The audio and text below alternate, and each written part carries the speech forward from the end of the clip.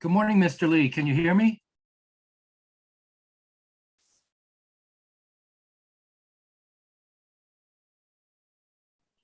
I can hear you.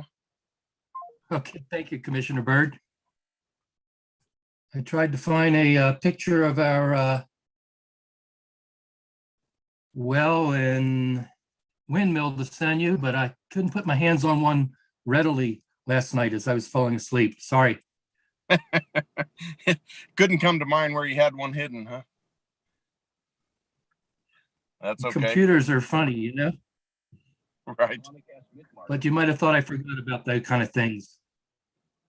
No, I appreciate it. I'm one of these days we'll see face to face, and then you'll remember and bring it to work. Oh. Yeah. We've David got about connected 9 it. more minutes.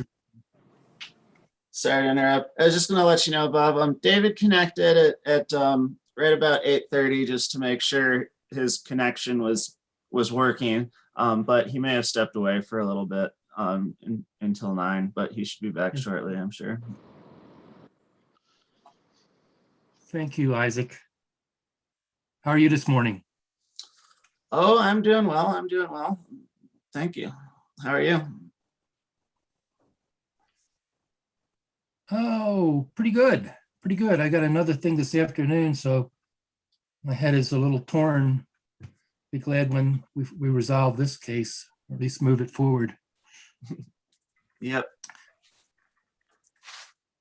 Hi, Mr. Lee. Yes, Pardon sir. me, Isaac. Mr. Lee.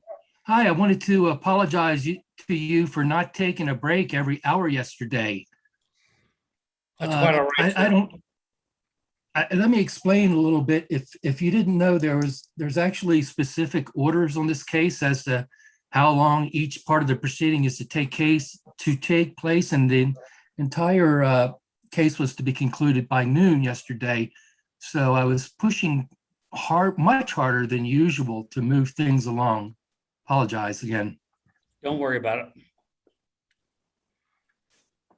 Thank you, and good morning. Good morning. And yeah, David, Let's thanks see, for what time is it? accommodating us today and making yourself available again. Not a problem, my friend.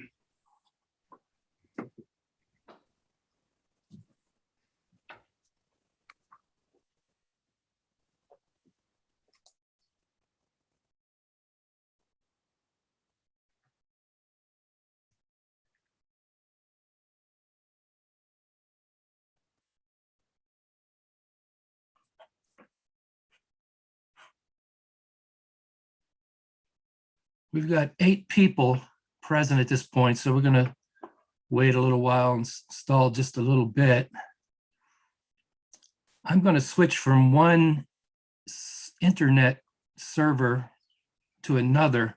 So if you guys see me disappear for a minute or so, that's what's going on.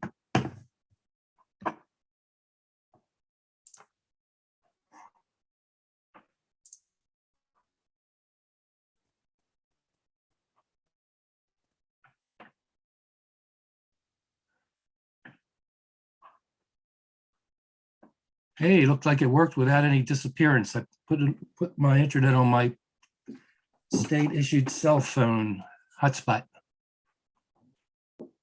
Good morning. This is Leslie Graham. Can you hear me? Good morning, Miss Graham. We can hear you. I can hear you. How are you? I'm good. Sometimes my microphone doesn't work on my computer, so I kind of like to test it ahead of the meeting.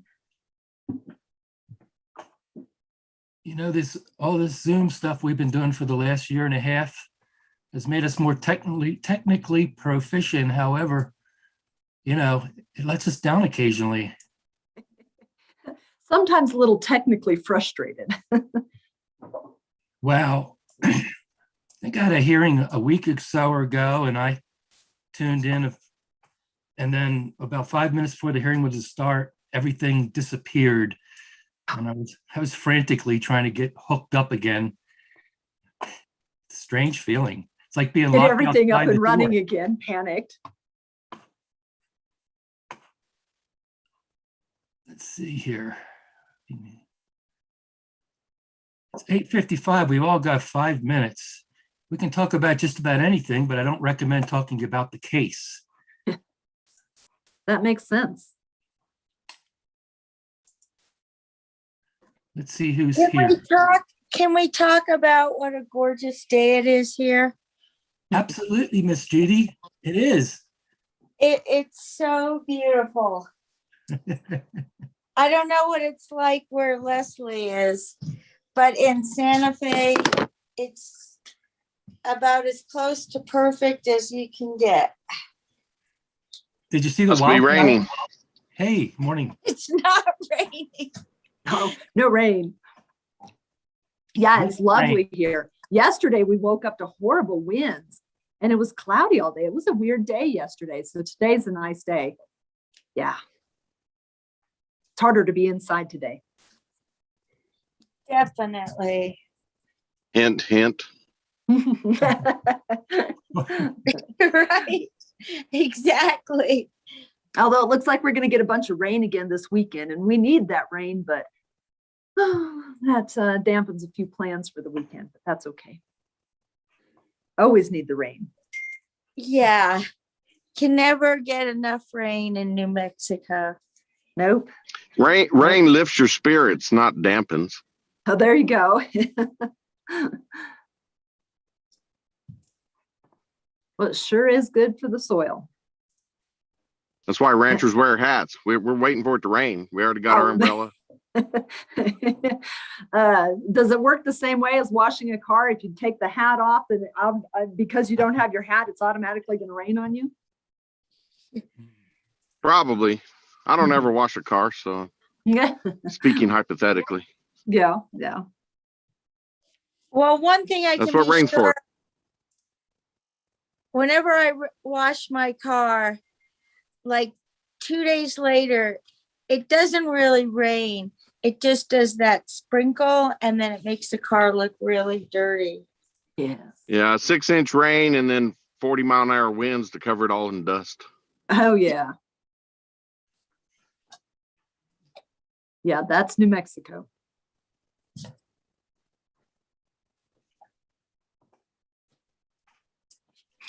Completely different topic, but I had an old boss who used to draw out all the plans and designs on the roof of the truck, on the hood of the truck.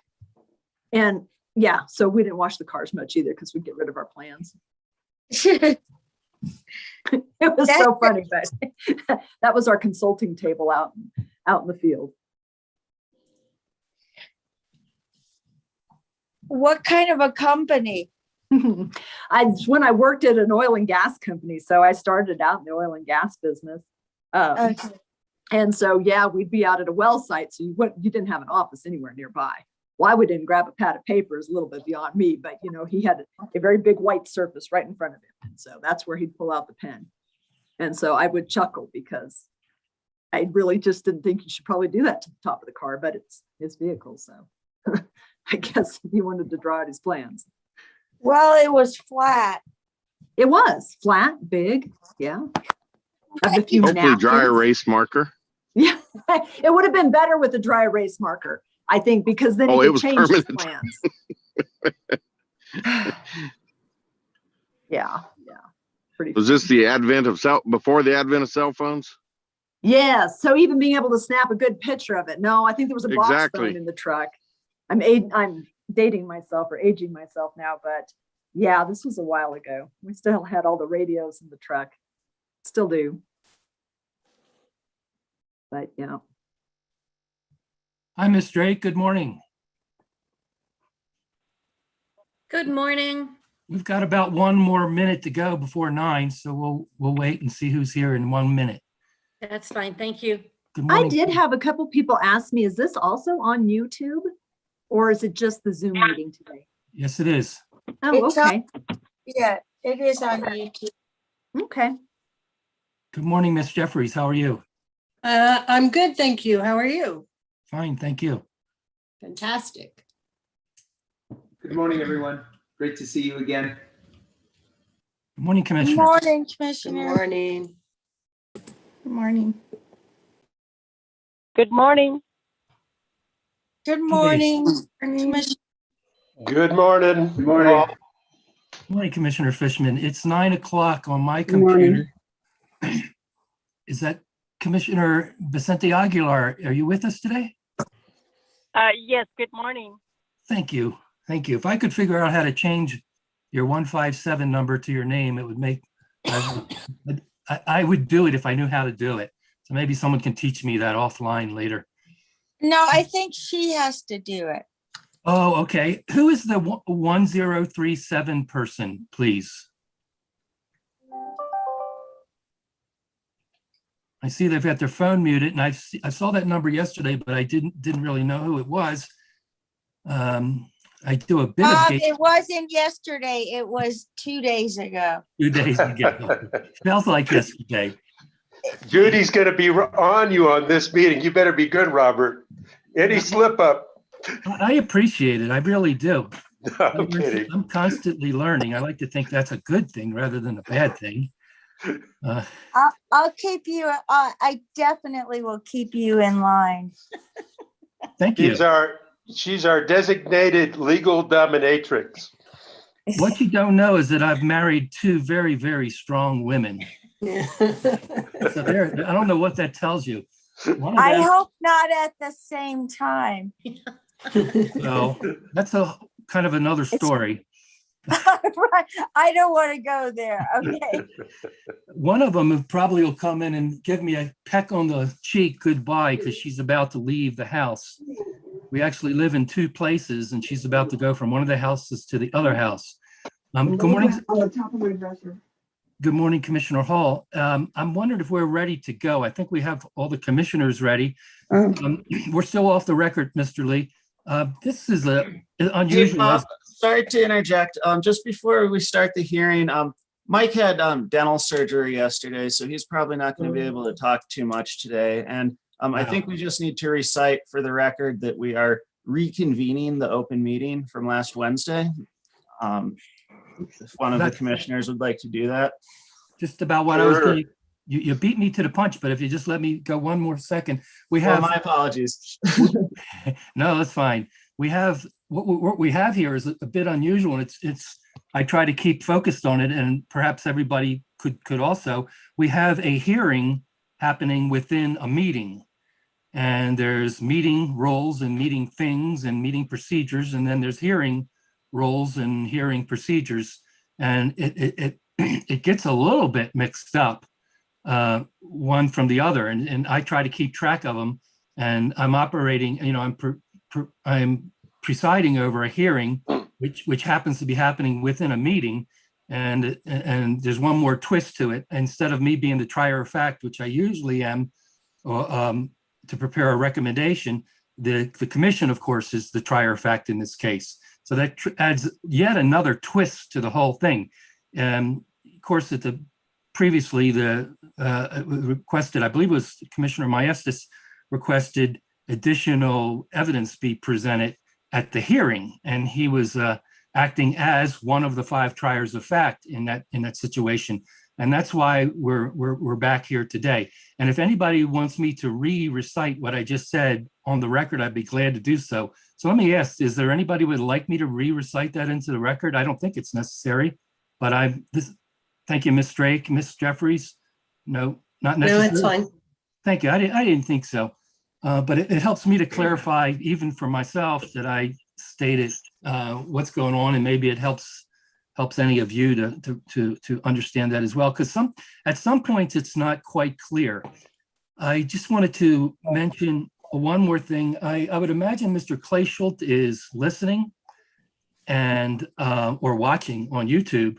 And he had his hand up like this for about 20 minutes yesterday. And I wasn't ignoring Mr. Clay Schultz. I certainly saw him.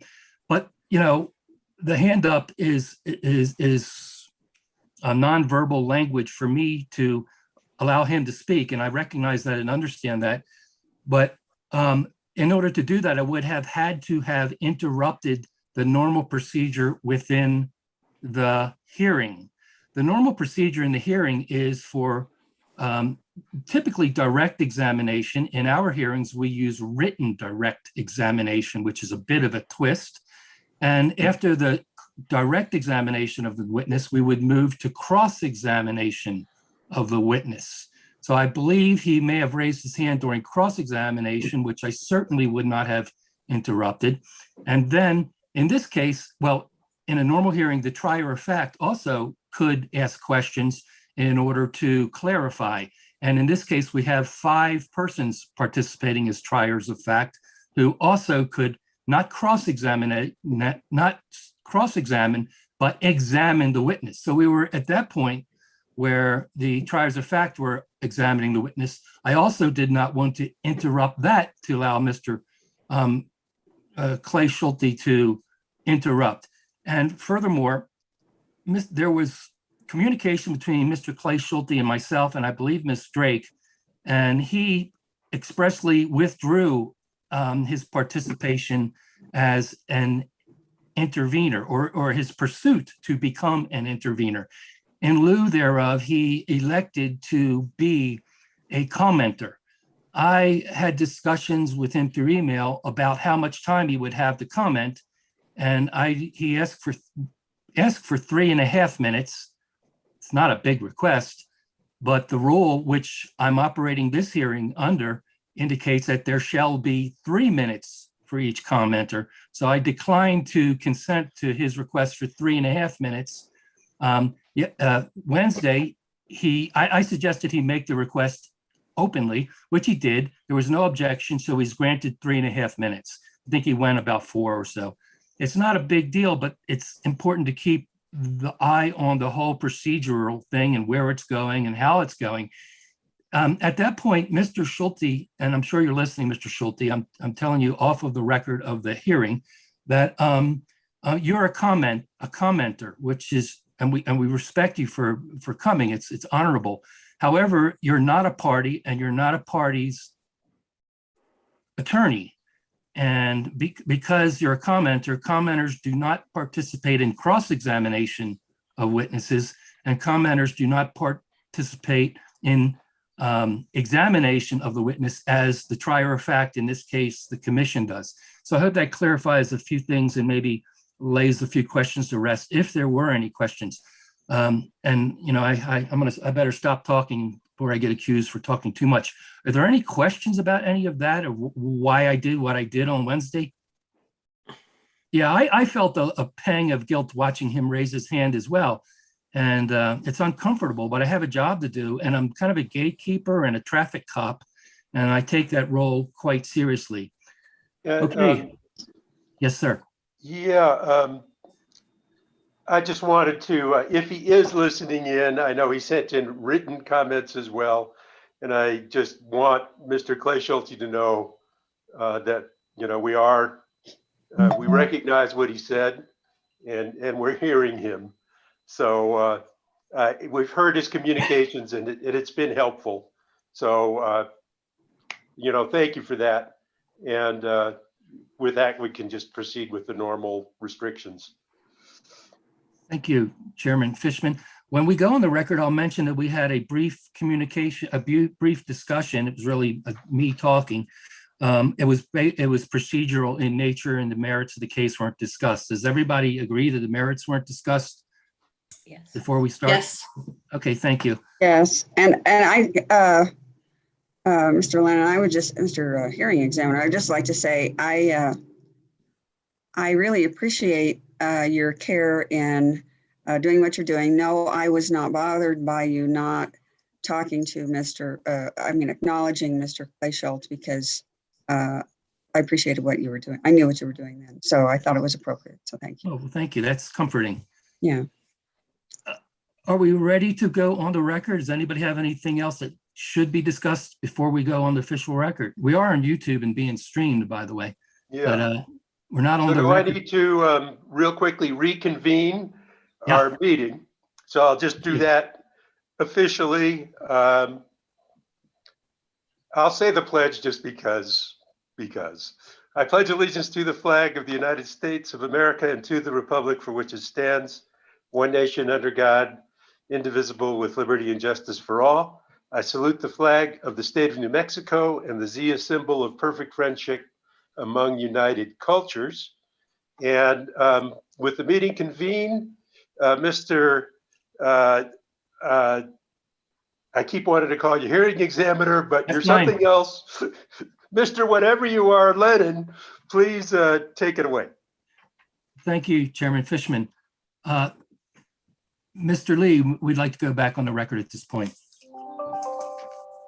And we are back on the record. Good morning, everyone. This is case number 21-00096-UT. This is Zia Natural Gas Company's, a division of Natural Gas Processing Company for an expedited adjustment to its purchase gas adjustment clause, an application for approval thereof. This is a continuation of a case which began on Wednesday, the 26th of May, 2021. It is now Friday, the 28th of May, 2021. So there was one day in between the beginning of this hearing and hopefully the conclusion of the same hearing today.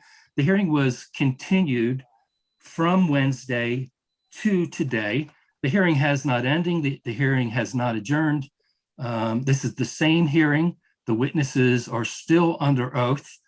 This hearing is continued, and it's continued within a open meeting of the PRC, which has just been reconvened immediately before we went back on the record.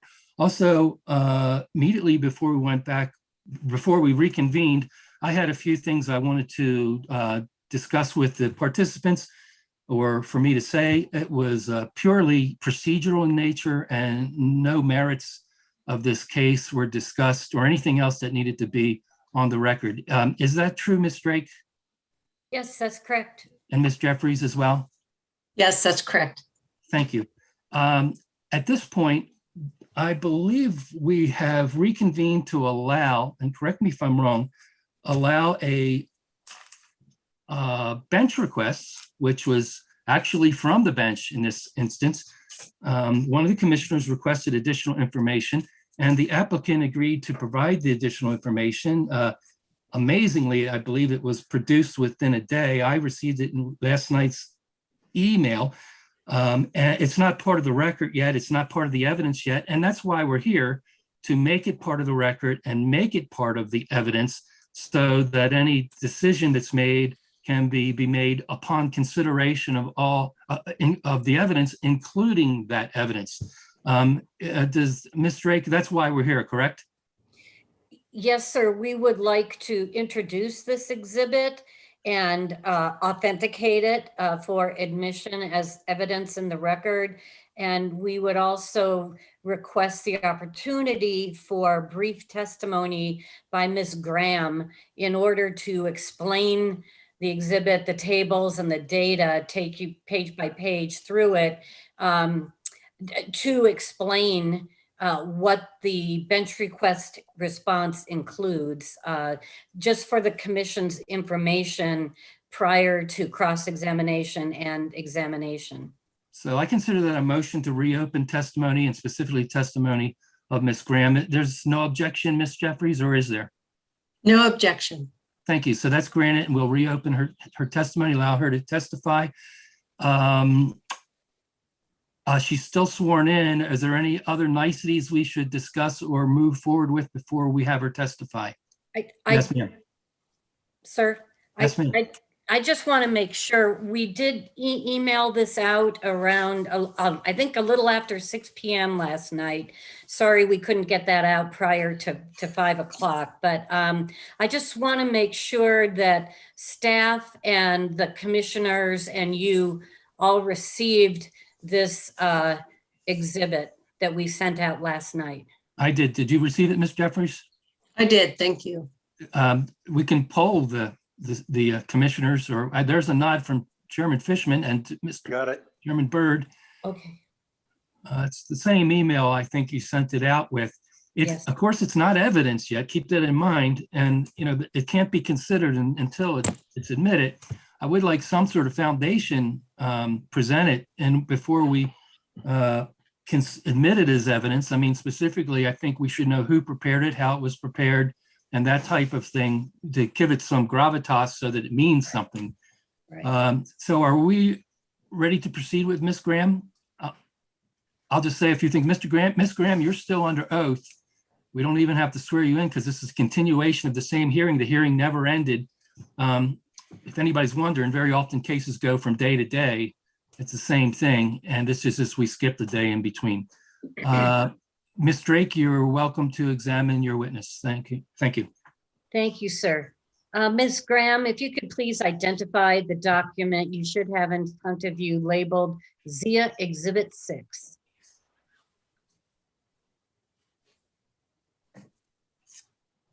Good morning, Ms. Drake. Thank you. Yes, I'd like to introduce ZIA Natural Gas Company's verified response to Commission's May 26, 2021 bench request labeled ZIA Exhibit 6. This is Okay. my exhibit LAG 5. Great, thank you, ma'am. Was this exhibit prepared by you or under your direct supervision and control? Yes, it was. Okay, and do you have any corrections to this exhibit? No, I do not. Okay, is the, if you were to prepare this information today, would the information be the same? Yes, it would. And is the information contained in this exhibit true and correct to the best of your knowledge and belief? Yes, it is. Okay, I move for admission of ZIA Exhibit 6. And I would also, again, restate my request that Ms. Graham be allowed to provide some brief direct testimony or an explanation of the contents of the exhibit. Let's do those one at a time. Ms. Jeffries, is there any objection to admission? No objection. Okay, so the exhibit is thereby admitted into evidence. So let's move to the second place thing, which was a motion to allow her to further testify. She's already testified. Is there any objection to further testimony, Ms. Jeffries? No, not at all. Thank you. Thank you. Then that is also granted. Let's move forward. Ms. Graham, could you please, first of all, could you please state for us and for the record, what was ZIA's understanding of the May 26, 2021 bench request? Yes, ma'am. The May 26, 2021 bench request, we understood that we were asked to provide, one, the bill impact in dollars and percent, and two, the amount of bill impact in dollars and percent attributable to debt service, which is the interest charges and bank fees, for ZIA's 3 affected PGAC districts on a district basis and by class for each district for cost recovery of ZIA's extraordinary costs, including the interest charges and bank fees over 3 years, 36 months, and 5 years, 60 months. We went ahead and provided that data in Exhibit LAG 5. In addition to the 3 and 5 years, ZIA included a 4-year recovery period for the Commission's information as additional information. I'd like to briefly walk through these exhibits, not number by number, but just to explain what we prepared and then if any questions, I'd be happy to address them. I'd like to start though with Commissioner Maestas's question about rates shock. And I thought that was a very good question and pondered that for a bit. I believe that ZIA and all of the gas utilities out there experienced rate shock in February. We saw a 926% increase in our February bill. One of the contract prices our contracts are based on saw a 14,800% increase. That was certainly rate shock. And what we're doing today is trying to figure out how to, there will be a bill impact, how to minimize, how to recover those costs, yet not create a rate shock for our customers. And that's what we're trying to present in our exhibit LAG 5, in our bill comparisons in the way to spread these costs out. I feel like we were hit by a tsunami and now we're trying to figure out how to tampen that massive wave into something that's a little more like knee-high water. But it was a very good question that was asked, and it is a hard question to define. My hope is that in coming up with this levelizing of cost as presented in Exhibit 5 and LAG 5, that our customers won't need to mortgage their homes like we had to mortgage our utility. The first page in Exhibit LAG 5, page 1, is a summary of the extraordinary costs that we saw during that 7-day time period from the 12th through the 18th. And you can see it summarized by each of our PGAC systems, the Donna Anna PGAC system and the Hobbs-Jow Lincoln County PGAC system. We've spelled out the extraordinary costs associated with each of those systems. But then, as asked by the commission, we broke those down into trying to allocate those to each customer class. We did that by looking at the volume that each customer class used during February. And so you can see that a column B is the different volumes. And we came up with an allocation percentage based on volume per customer class. We took that percentage times the total extraordinary cost to come out with the extraordinary cost per customer class. That is summarized on page 1.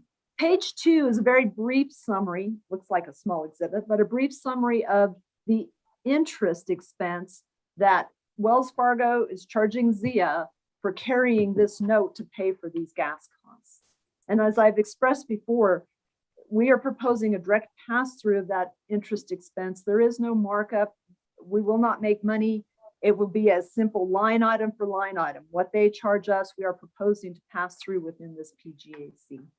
But we wanted to show the net impact of a loan for 2 years, 3 years, 4 years, and 5 years. Going on then to page 3 of this exhibit, I'll go through this page in detail and then quickly run through the other pages. What we've tried to show for the Donna Anna system, we were able to get 2 different scenarios on one page. So page 3 of our exhibit, the very first table shows the extraordinary cost factor, what we're proposing to add to the cost of gas on the bill that's seen by the customers. We see that broken out by principal and interest, and then the total cost factor. We've got a by rate class. So if we want to break these rates out by rate class, or more regularly, normally a PGAC is a single rate for all rate classes, we have the single rate. Our original proposal and then in our rebuttal testimony, it had all been centered on a single rate. What we really broke out yesterday when we did these calculations was this by rate class calculation. Down below then, you've got the scenario where you're doing a recovery based on rate class. So you can see the number of customers in each rate class, what their current average monthly bill is, what under the proposed rate, what the monthly bill would be, that total difference, and what that percentage impact is. We also broke out the proportion that's related to the interest expense. This particular page, page 3, is based on a 24-month recovery. That was what was proposed in our rebuttal testimony, this bottom piece, a single recovery rate. That was truly what was proposed. Those numbers will match up with the rebuttal testimony. And so you've got 2 options on this page under the 24-month scenario. We've done that analysis. Again, the next page, page 4, for 36 months, by rate class or under a single rate recovery. Page 5 is for 48 months. We added that in there just for commission's information. And then page 6 is Donna Anna, a 60-month recovery by rate class. I don't know if I need to say any more about those, but I would be happy to answer any questions about how those were calculated. Let me finish through the Hobbs-Jow Lincoln County. Page 7, then we displayed this a little bit differently. So page 7 is the same information. It's 36 months, so 3 years, single recovery rate. And so you can see that rate up here. We're showing it. We adjust rates. We have an approved rate at standard pressure, sea level. We adjust that based on elevation. It's how much gas you're going to get through a meter, and a cubic foot is based on your atmospheric pressure and your elevation. And so there's a rate for the Hobbs-Jow system and a rate for the Lincoln County system based on their what we call billing pressure. This page 7 is under a single recovery rate. We've got the Hobbs gel, we've got each of the customer classes, their average bill, percent increase, the portion that's related to interest, and then Lincoln County at the bottom. Page 8 is also the 36-month scenario for the Hobbs gel Lincoln County system, but based on rates by rate class. And so those two, page 7 and 8, would be comparable. One would be a single rate, the other would be based on rate class. I hope that makes sense. It was just too much information to try and get both those options onto one page. So we had to spread Hobbs gel Lincoln County out to a 2-page display for each of those recovery periods. 9 and 10 then would be related to a 4-year, 48-month recovery, one under a single rate, one under a rate based on rate class. And then 11 and 12 is the 60-month, a 5-year recovery, either based on a single rate or on rate class. I think that's all the time I'd like to take explaining that, but I would be happy to answer questions as you look through, as you analyze these tables. If you have questions about how it's calculated, I would be happy to answer any questions. So at this point, I'd ask Ms. Jeffries if she has any examination of this witness. Ms. Jeffries, please. Yes, I do, actually. Please. Ms. Graham, I'm looking here on page 2 of 12, and you have 7 lines. The first 4 show various recovery periods for Doña Ana, including line 1, which shows 24-month recovery. But on line 5, where you start for the recovery periods on Hobbs gel and Lincoln County, I don't see a 24-month recovery period. Was that calculated? Oh, I'm going to pass that to Ms. Coburn. I believe she has those numbers. Because we had already settled out at 36 months in our rebuttal, I didn't backtrack to the 24-month because I didn't know if that would be acceptable to any of the parties. So I did not include that in this exhibit. I can find that in my testimony if you would like to have that number. Yes, that would be helpful. Thank you. Okay, give me one moment. I think I can find that in my testimony.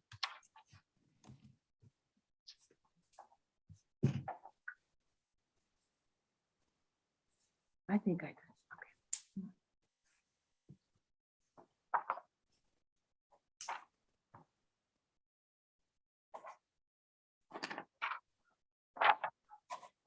Okay. Sorry, we submitted a lot of data.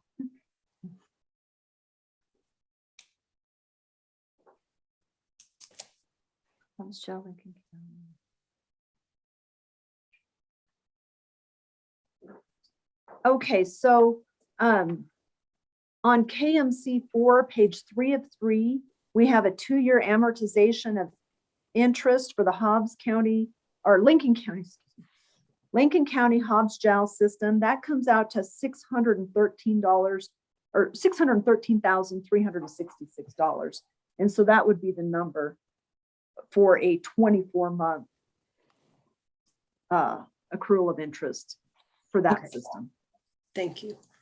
My next question actually goes back to what's described as the bench order on that first page, where it's asking for the bill impact attributable to debt service.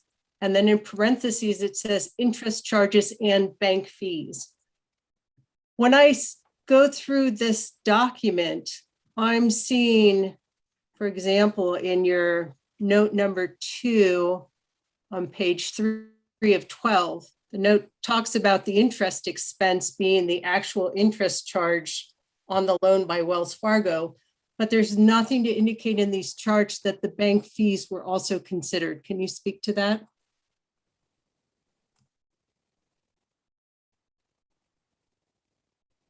Does that make sense to you? Yes, that does make sense. Yeah. The bank fees are considered.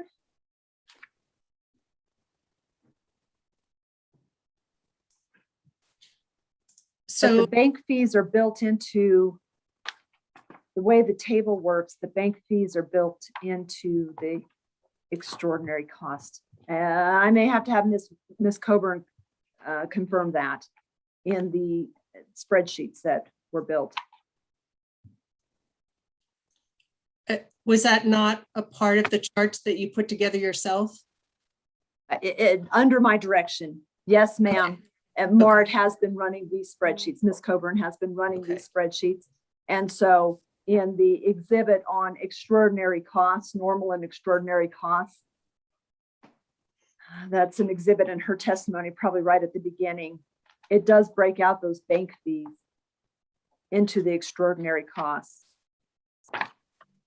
So does that mean that when I'm looking at these charts and it talks about proportion of increase related to interest, that is also incorporating the bank fees, even though it's not noted in the chart? Yes, that's correct. Okay, that's your understanding? Yes. Okay, all right. That's all I have. Thank you. Thank you, Ms. Jeffries. I would open for commissioners to have any questions. Commissioner Maestas, please. Yes, thank you, Mr. Hearing Examiner. I just have a few questions. First of all, Ms. Graham, thank you for putting this analysis together. I hope you got some sleep over the last night or so. You did mention that trying to levelize costs using a single recovery rate is consistent with typical PGAC allocation. So would you say that allocating these extraordinary costs by rate class are inconsistent with historical PGAC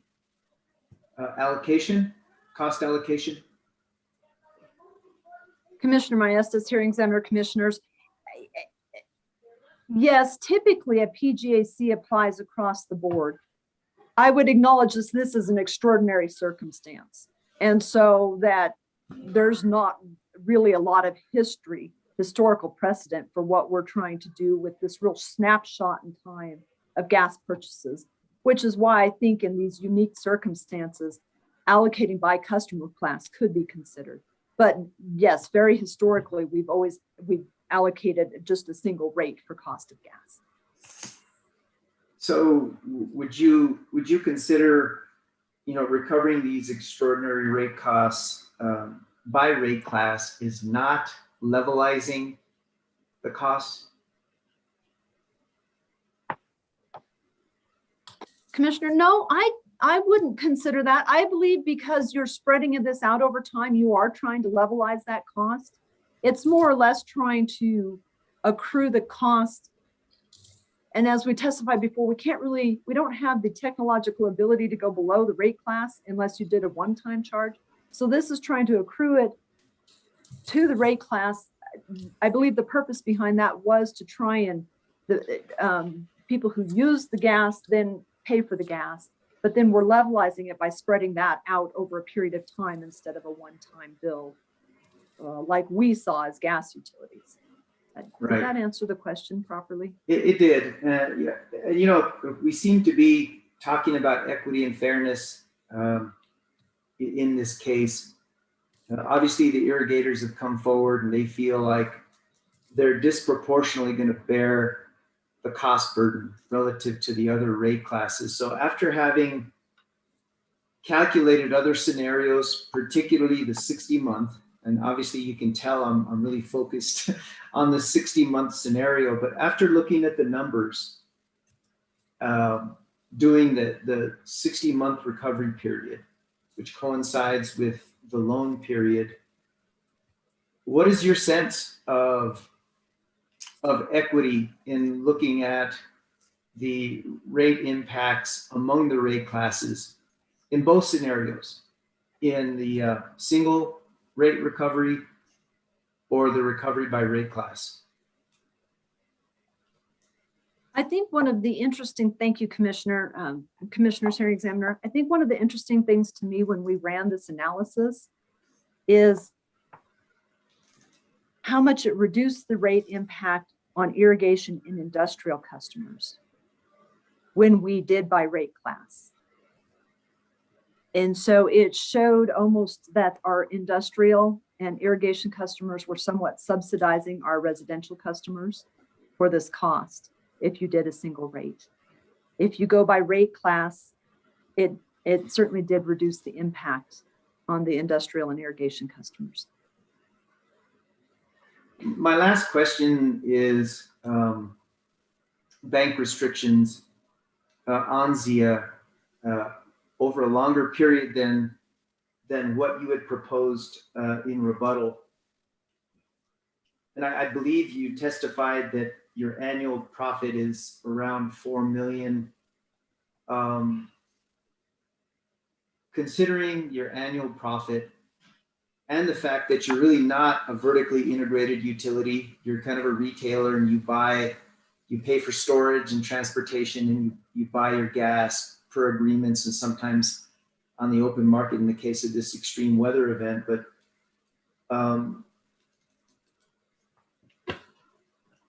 what do you think that any kind of capital improvements that ZIA plans over the next 5 years would be severely constrained under a 60-month recovery period?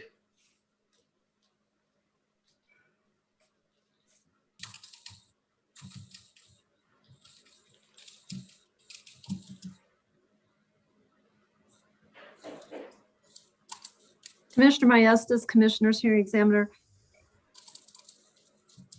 No, I would not say that it'll be severely impacted. We will review our capital investment program to make sure that we can remain within our cash flow, maintain proper cash flow. And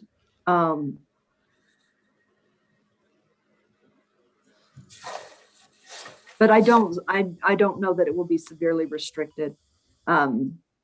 Once we get this recovery put in place, we should be able to start balancing our cash flow.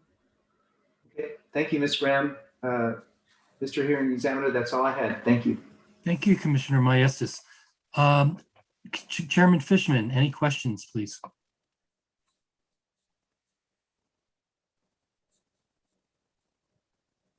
You're on mute, Steve. You're on mute, Mr. Chairman. For those of you who can't read lips, I said, yes, I do have questions. So my first question has to do with your original proposal, where if I understood it correctly, there were several customers that you'd either agreed to do kind of a single upfront charge for the total cost, and if I understood it correctly, so they'd pay off their extra fuel costs from this pricing event. And there were others that you'd set aside that had zero use, and you'd had arrangements with them. And it seemed, if I recall, you'd backed out those numbers from your total gas costs. So my question here is, did you put those numbers, those figures back into the total gas usage before you made these calculations? Thank you, Chairman Fishman, Commissioners, Mr. Hearing Examiner. Good question. No, we made arrangements with just 2 customers, as we testified, that used a very out of normal amount of gas during that period of time. Those bills have been paid. And so, no, those numbers are still backed out because that bill has been paid. Okay. And then, as you can see on page 1, the one customer class, it just has 3 customers in it, industrial large in Donna Ana. We weren't proposing to charge them this increase because they truly use zero amount of gas in February. And you can see that right in this display. There's no usage for February.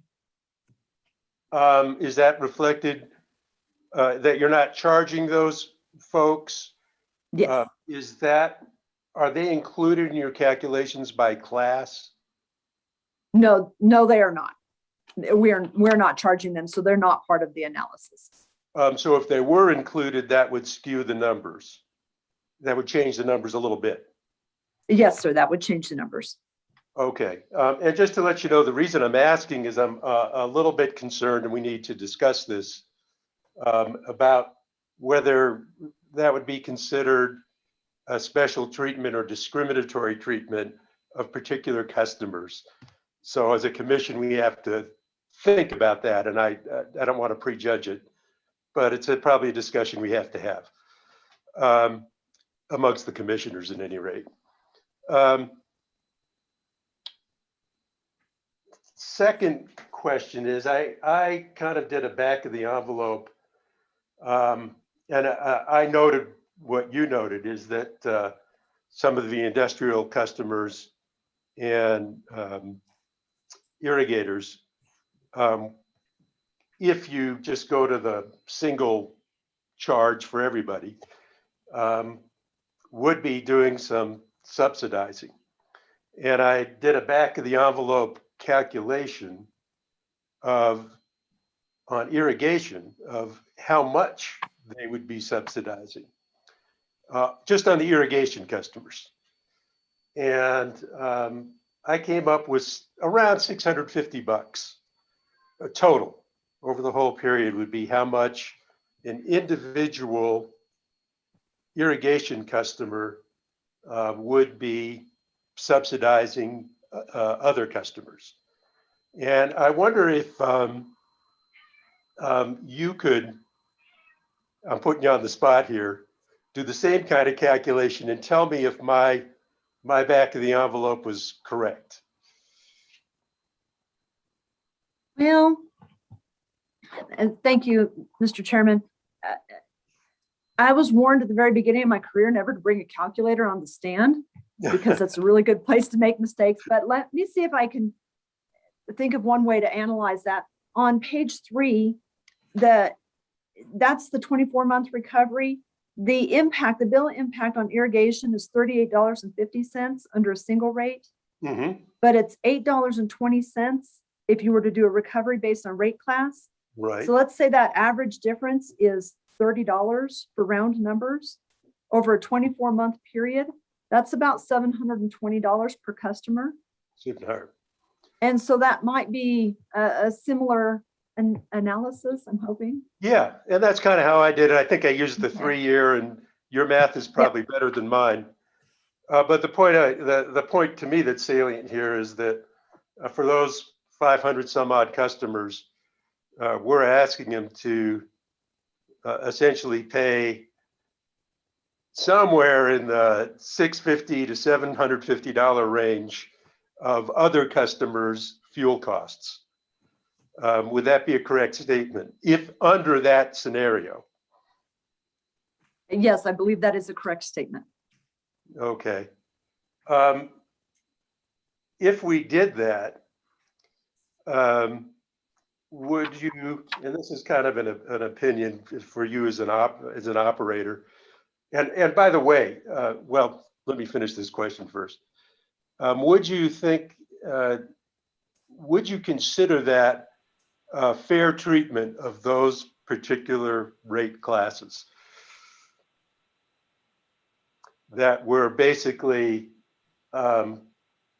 charging customer classes for their actual costs, and that we're not having one class subsidize another. Mr. Chairman, Commissioners, yeah, it's one of the many challenges in trying to balance rates is to try and come up the fairest way possible. And there are inherent difficulties built in any way you look at it. But yes, many times we do try to allocate costs to the proper customer class when we can in general rate making. So and again, this is your opinion. In your opinion, is it more fair across all the customer rate classes to do this charge by class as opposed to doing the single charge?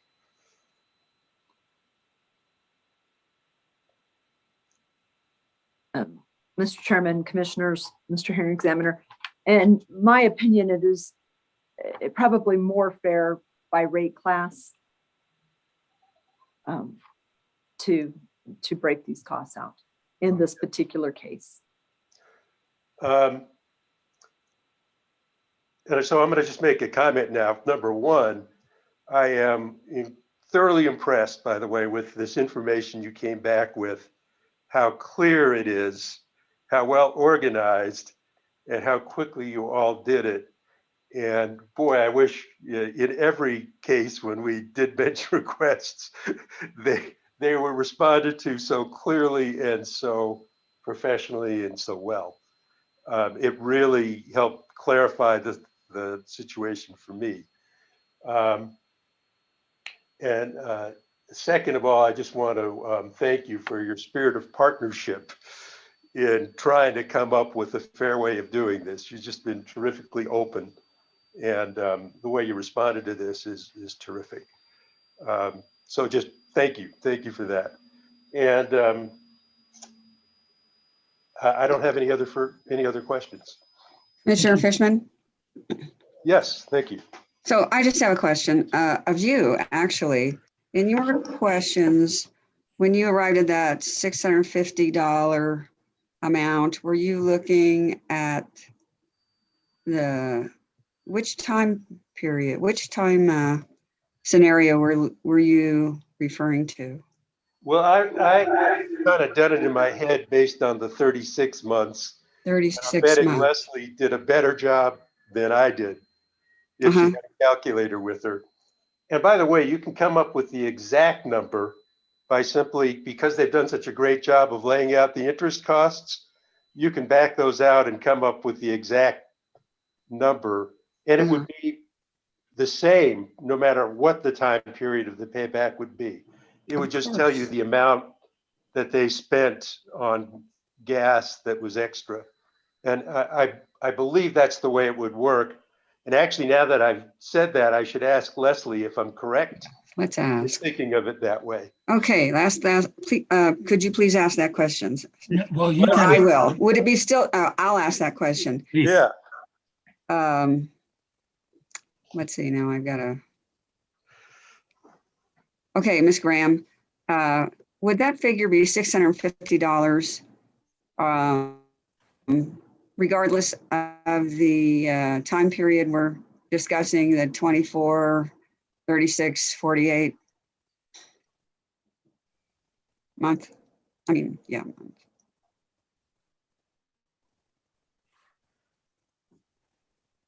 I'm coming up with, I ran it for the 24 and 36 and it's slightly different. And I think because the allocation percentage doesn't change. So you're allocating those extraordinary costs, but we also took the amortized interest and allocated it by rate class based on those same allocation factors. So as you go out to 48 months and 60 months, that interest expense, amortizing that loan over a longer period of time, amortizes slightly more. There's just a little bit more interest expense there. So that I'll skew it a little bit, but they'd be roughly. Yeah, that difference skews it a little bit different because the interest is allocated differently. Okay, but by class versus single rate. Okay, but do you think it would be roughly $650 a month, plus or minus? Yes, I think that's a good analysis.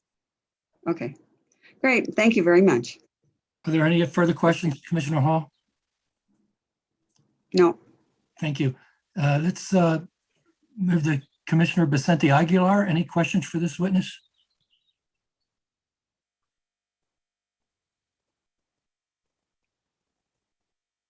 Oh, I do have one more question. Okay. Commissioner Vicente Aguilar is unmuted, but I don't hear anything. While she's working on whatever might be a technical error, Commissioner Hall, please. So just to confirm, Ms. Graham, over how many months do you seek to pay back your loan and seek collections from customers? Thank you, Commissioner Hall. I appreciate the question. Zia would propose to stick to our rebuttal testimony, which would be the 24-month and the 36-month. 24-month for Donna Anna, 36-month for Hubs, Jowl, Lincoln County. We have worked out these by rate class, and so this would certainly be acceptable. We, of course, will follow along with the commission's order, however the commission sees fit. Our loan payback period is 5 years, but as testified on Wednesday, that was determined by the bank if we didn't get to recover these costs. They looked at our cash flow. If we couldn't recover any of these costs, could we handle that loan? It was never really intended to be the payback period. We tend to directly tie that loan to this recovery. And so if we have a 36-month across the board, we will, as soon as, our intention is to take the money directly as it's billed and pass it along to Wells Fargo and pay down that principal and interest as quickly as we possibly can. And so we will tie those directly together. We have no other intentions with that loan other than to pay off this cost. There is no prepayment penalty. And so we are completely able to do that with Wells Fargo, to pay that down as we receive monies for this. Okay, so, and then you want to have the payback period for Doñana County be 24 months and for Hobbs and Jowl to be 36 months. And I assume, but I would like confirmation whether at least part of your reasoning there is due to the fact that that would be optimal for purposes of bill impact. Commissioner Hall, thank you for the question. That is our proposal. We feel that that meets the 30% target as staff had indicated in their testimony. And so, yes, that is our proposal, to have that extraordinary cost factor for the 24-month recovery in Doñana and the 36-month recovery in Hobbs, Jowl, Lincoln County to be approved. That would be our request. Okay, thank you very much. I'm finished, Mr. Presiding Officer. Thank you, Commissioner. Well, I appreciate that. And Commissioner Vicente Aguilar, are you there? Mr. Hearing Examiner, can you hear me? Absolutely. How are you? Good to hear your voice. Please, do you have any questions for this witness? Yes, I apologize. I'm participating by phone. Yes, I have a question for Ms. Drake. Ms. Drake. Natural gas, do they plan 5 years or 10 years in advance to have a contingency fund for a problem that occurs like the one we are talking about today?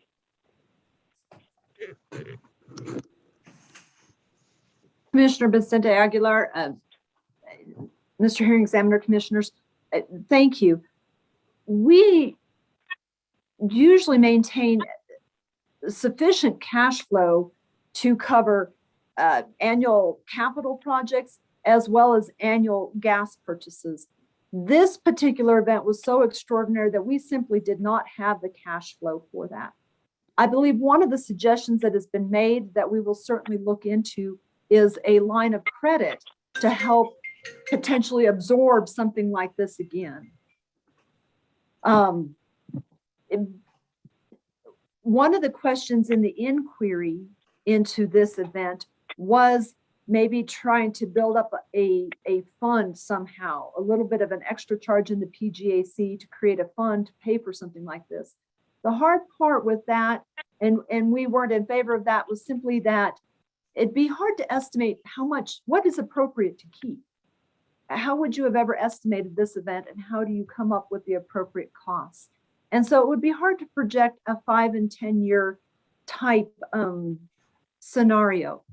We do, however, try and keep our cash flow balanced so that we can meet our capital needs.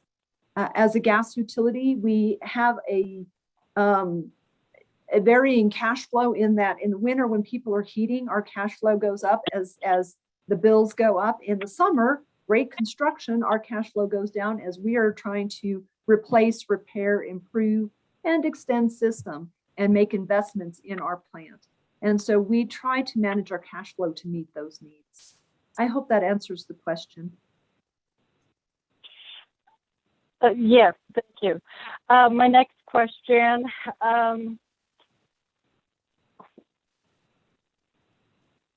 did you have time to examine whether to go by rate class or by just customer class, with the questions that I raised 2 days ago? That it seems like via natural gas is I think you answered the question. You try to make it as fair as possible, but I'm just gonna end my question there because it's very difficult for me to accept that answer, and I'll just let the other commissioners ask questions and proceed with the hearing. I'm just letting you know that the way it was presented 2 days ago by a rate class and impacting some customers that were not utilizing as much power, it was just difficult for me. And I will also share an example of a co-op a few years ago where the proposal was to charge the customers that are impacted in a small area, because I know this from experience. So there was 500 or so customers that were impacted for a higher rate, which was like about $5 or $7 every month on their monthly bill.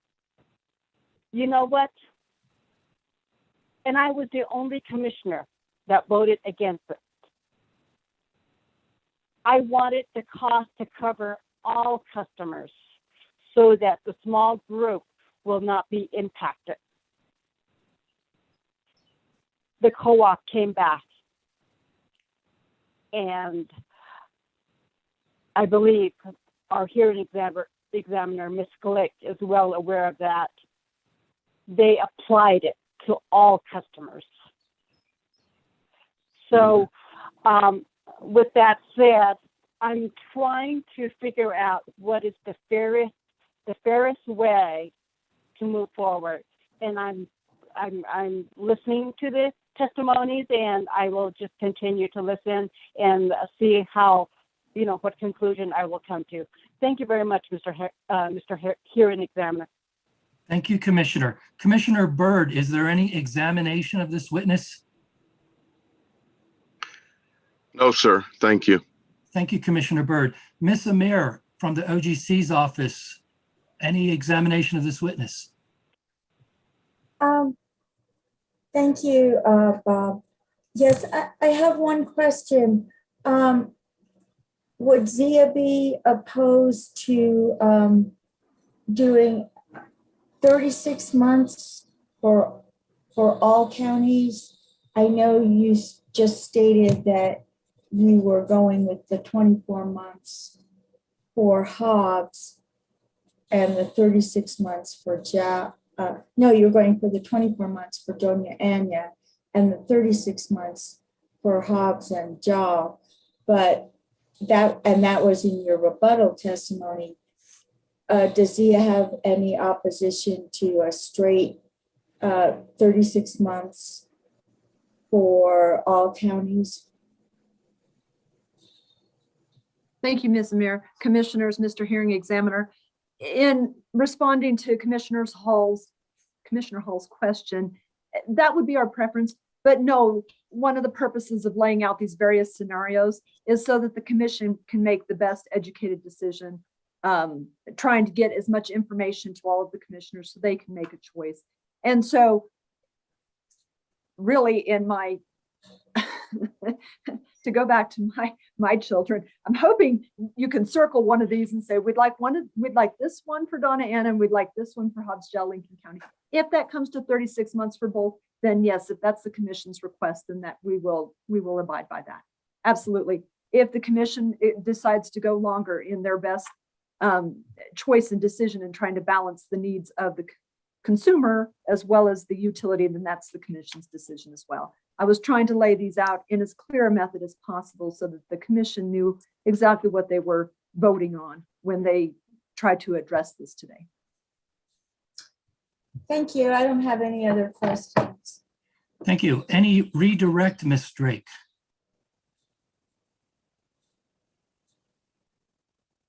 You're on mute, Ms. Drake. Yes, I'm sorry.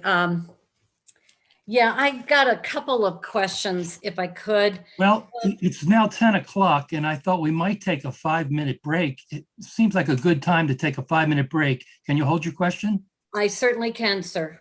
Okay, so let's reconvene in 5 minutes. That'll be 10:05. Okay, thank you. Thank you.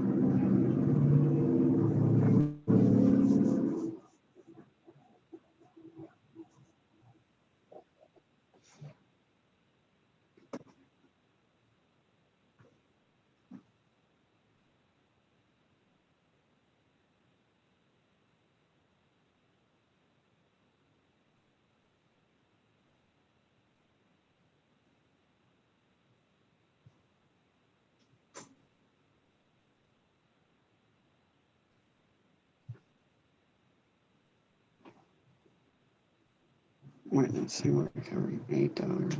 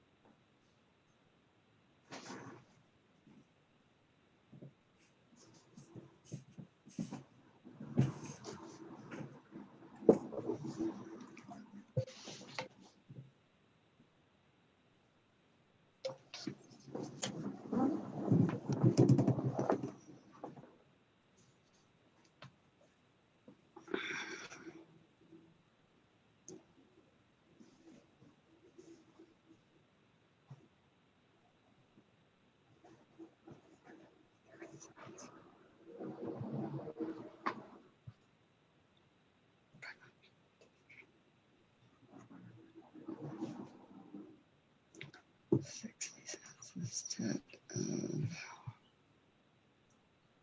$8.20.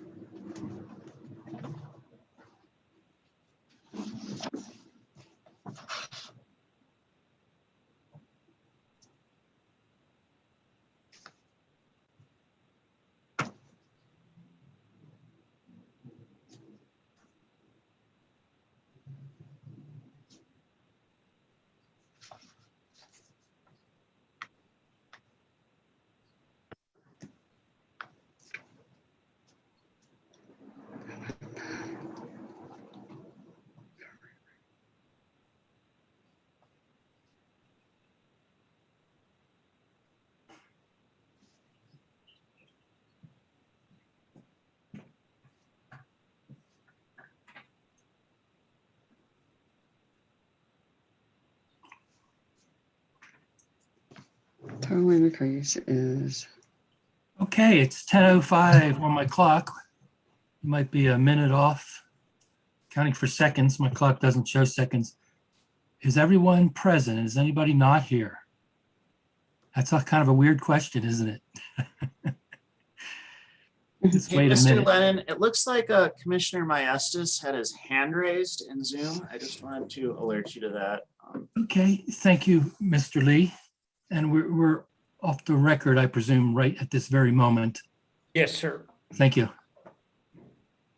See, I kind of like when the little boxes light up so that I can actually see people who are present, but not everyone lights their box up all the time. Chairman Fishman, are you there? So we'll wait a minute or so.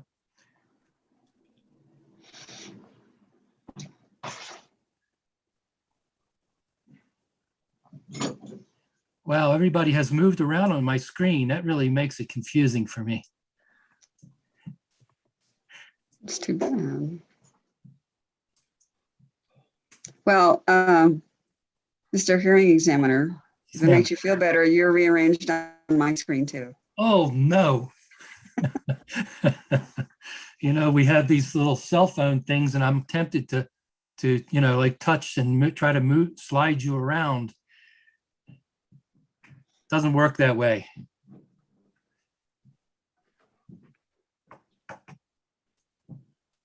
Okay, let's see who's here. Chairman Fishman, are you here yet? Not quite. Okay. You know, there's a concept of, I think it's called a New York minute, and then there's a thing of a Santa Fe minute. And they have different lengths.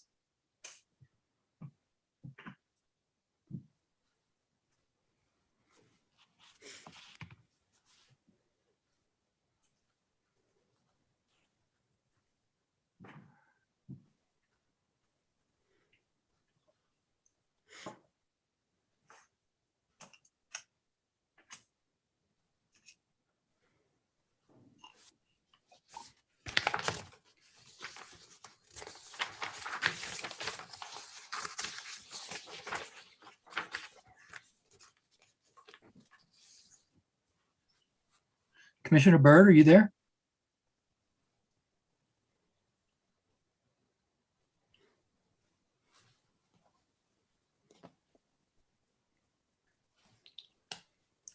I don't want him next to the bar. I'm here. I don't want him. Thank you, sir.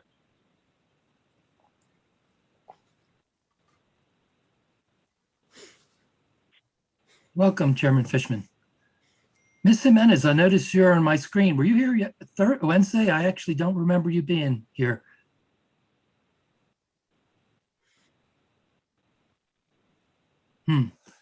Okay. And there's Mr. Smith.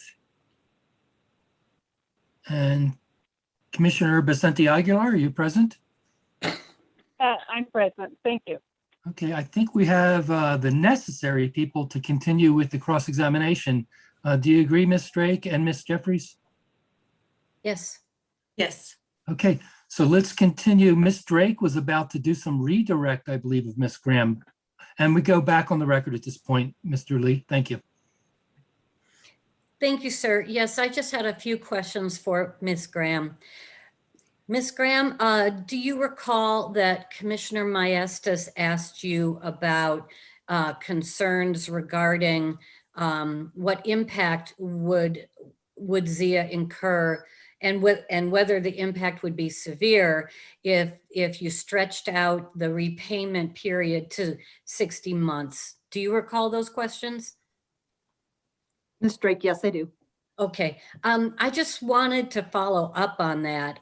Can you give us a sense of your concerns in terms of managing the utility if this payment period was stretched out to 60 months?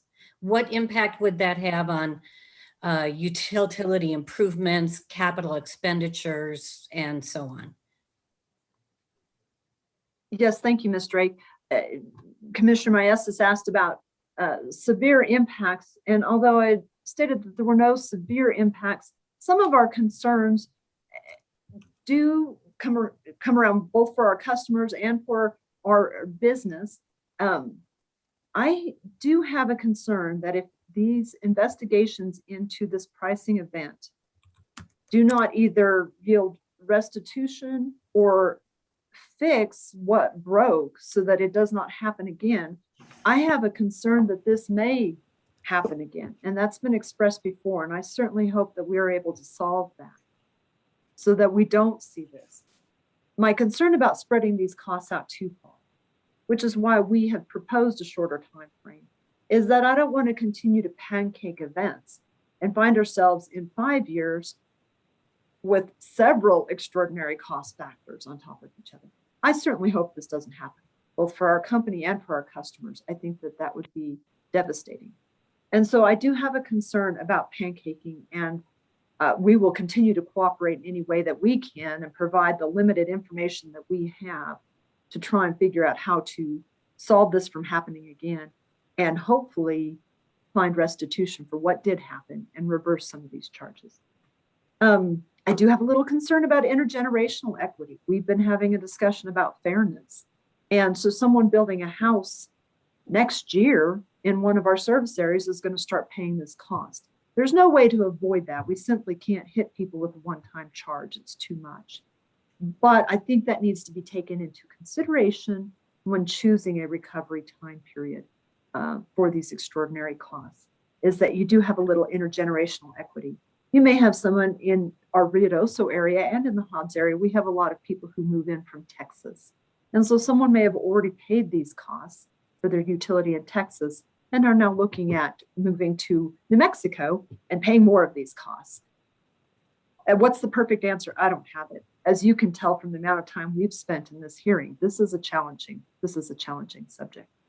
But those are some of our concerns. And then there is, of course, the limitations, as we described on Wednesday, that the bank has placed on ZIA as far as acquisitions, mergers, and even capital expenditures. And so there is an interest in paying that down so we can continue with our capital program and continue making improvements on the system. I don't anticipate, and and it is my sincere hope that we come to a recovery period today and that we were able to recover those costs, all of the costs, including the interest that's associated with this event. I don't anticipate a severe restriction. I am not standing here before you saying we'll have safety issues, but we are going to have to consider our capital expenditures as we move forward in light of the amount of debt we now have for our company. Thank you, Thank you, ma'am. Ms. Drake. Thank you. Have you already deferred some improvements because of this situation? Thank you, Ms. Drake. The only thing that I have really deferred at this point is large equipment expenditures. I want to know that we have this settled before I make some really big purchases. We have a replacement program with vehicles and with other equipment that we use to maintain our system. We've continued and carried on with our system, our pipe replacement improvement programs, knowing that the commission has been willing to expedite these cases and work through this with us. I've held off on some of the big equipment purchases until we have this settled and I have a better feel for what the impact will be on ZIA. Okay, thank you. Do you recall Chairman Fishman asked you about the large industrial class for Doña Ana? If you could look on page 1 of 12 of your exhibit LAG 5, which is within ZIA exhibit 6. And if you look at line 7, that this is for the Doña Ana system, line 7, the industrial large class, you've got just a dash instead of a number there. Does that mean that that entire class did not take any gas during the February event? Yes, Ms. Drake, that is correct. And that's the nature of their business. What page They're very was that? seasonal. I'm sorry. If Ms. Ray could just direct us to that line again. Certainly. It's exhibit LAG 5, page 1 of 12. And this is within the ZIA exhibit 6. Okay. And then look at line 7. And it's the industrial large for Doña Ana. Okay, and if you look under the February 2021 volume column, you'll see it just has a dash instead of a number. And then the next column over, column C, is percent of total volume, and that shows 0%. So their contribution to the extraordinary cost is just has a dash. So I was asking Ms. Graham to explain that. So is everybody on that same page then? Do you see what I'm talking about there? Did you say LAG Exhibit 5 or Exhibit 6? Because I'm not finding an Exhibit 6. So if you look at the bench request response that we emailed last night, and if you look at page 1 of 12 of the exhibit that's attached to the cover page, okay, that's the page that I'm talking about. Oh, I see. Fine. Okay. Yeah, I see. Okay, cool. Ms. Graham, could you provide your answer? Ms. Drake, I think I've forgotten the question, but yes, they use no gas during February. They did not, their usage did not contribute to any of the costs that we paid to buy gas for our system. All right, and is that the basis for your proposal to not include them in the payment of the extraordinary costs, is because the entire class did not use any gas? Yes, that's the basis. That entire class used no gas in February. However, in October, November, December, they use an extraordinarily large amount of gas. And so attributing this cost, although it has an effect on everybody, would have a very large effect. And so we felt because they used no gas during that time period, that this may be the way to handle it. That's what we proposed. So you were looking at that from the rate class level. Okay, thank you. Yes, that is correct. Okay, and then I just wanted to clarify that you were discussing with Chairman Fishman and Commissioner Hall that the range, the approximate range of cost in addition for the irrigation class would be somewhere in the range of $650 to $750. Is that right? Did I get that range correct? Ms. Joan, yes, that's correct for that range. And I understood the chairman's question to be total impact. So that would be one customer, total impact across the entire recovery period. And that's what I understood the question to be. Okay, so that's not per month, it's for the entire range, and it would vary based on how many months you stretch this over, correct? And that was also part of the question. And it varies just a little bit. I'm sorry, Ms. Drake. It varies just a little bit based on interest. As we stretch it longer, there's a little bit more interest expense, but there's not a huge variation. And yes, that would be the total impact per customer if we pick one choice versus the other. Okay. That's all the redirect I had at this point, Mr. Hearing Examiner. Thank you, Counselor. And is there any recross, Ms. Jeffries? No, there's no recross. I would like to call back Gabriela Deschano. Just one moment. Ms. Amer, was there any questions for this witness based within the scope of the redirect? No, thank you. And Mr. Hearing Examiner, Mr. Presiding Officer. Yes, well, I'm kind of both, but today I'm presiding officer. Commissioner Fishman had his hand up first, so I guess you guys can argue a little bit who goes first. Let's have a big fight. Go ahead with Commissioner Hall. Thank you, Commissioner Fishman. Go. Okay. Commissioner Hall, please. I just wanted to ask Ms. Graham if she could provide us with the dollar figure bill impacts on the irrigation customers in Doña Ana County for the 24, 36, 48, and 60 month timeframes.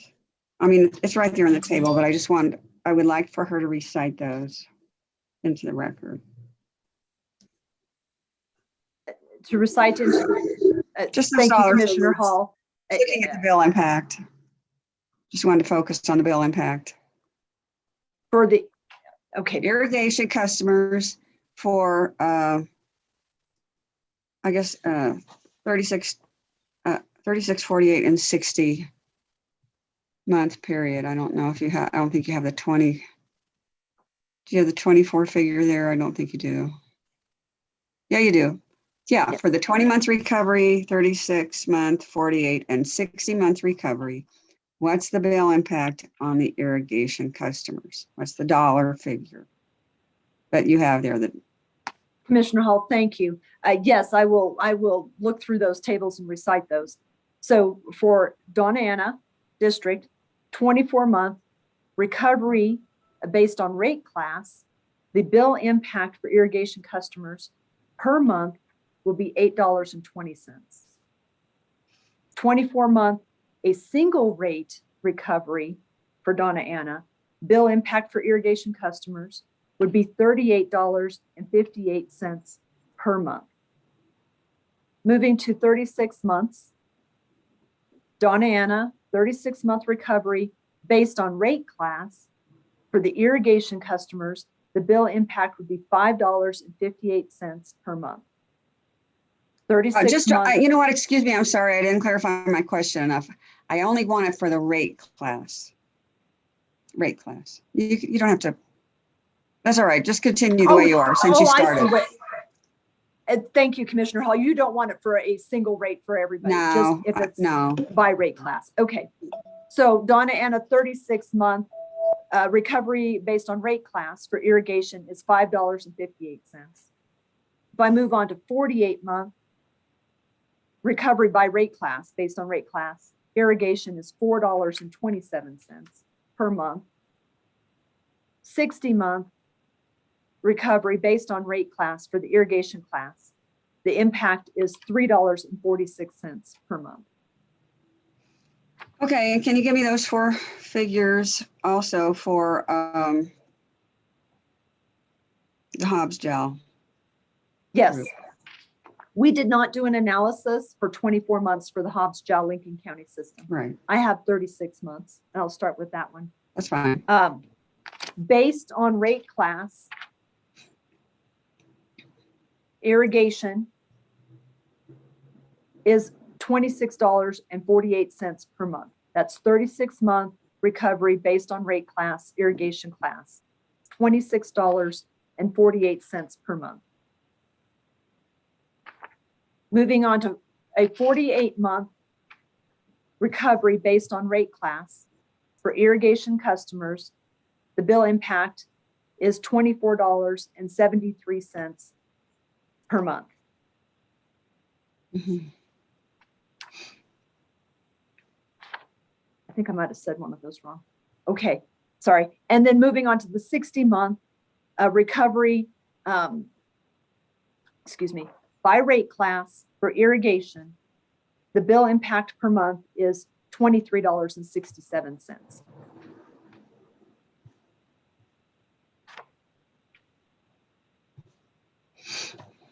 I'm looking for a thumbs up from Mart that I got all those charts right. That was a lot of charts.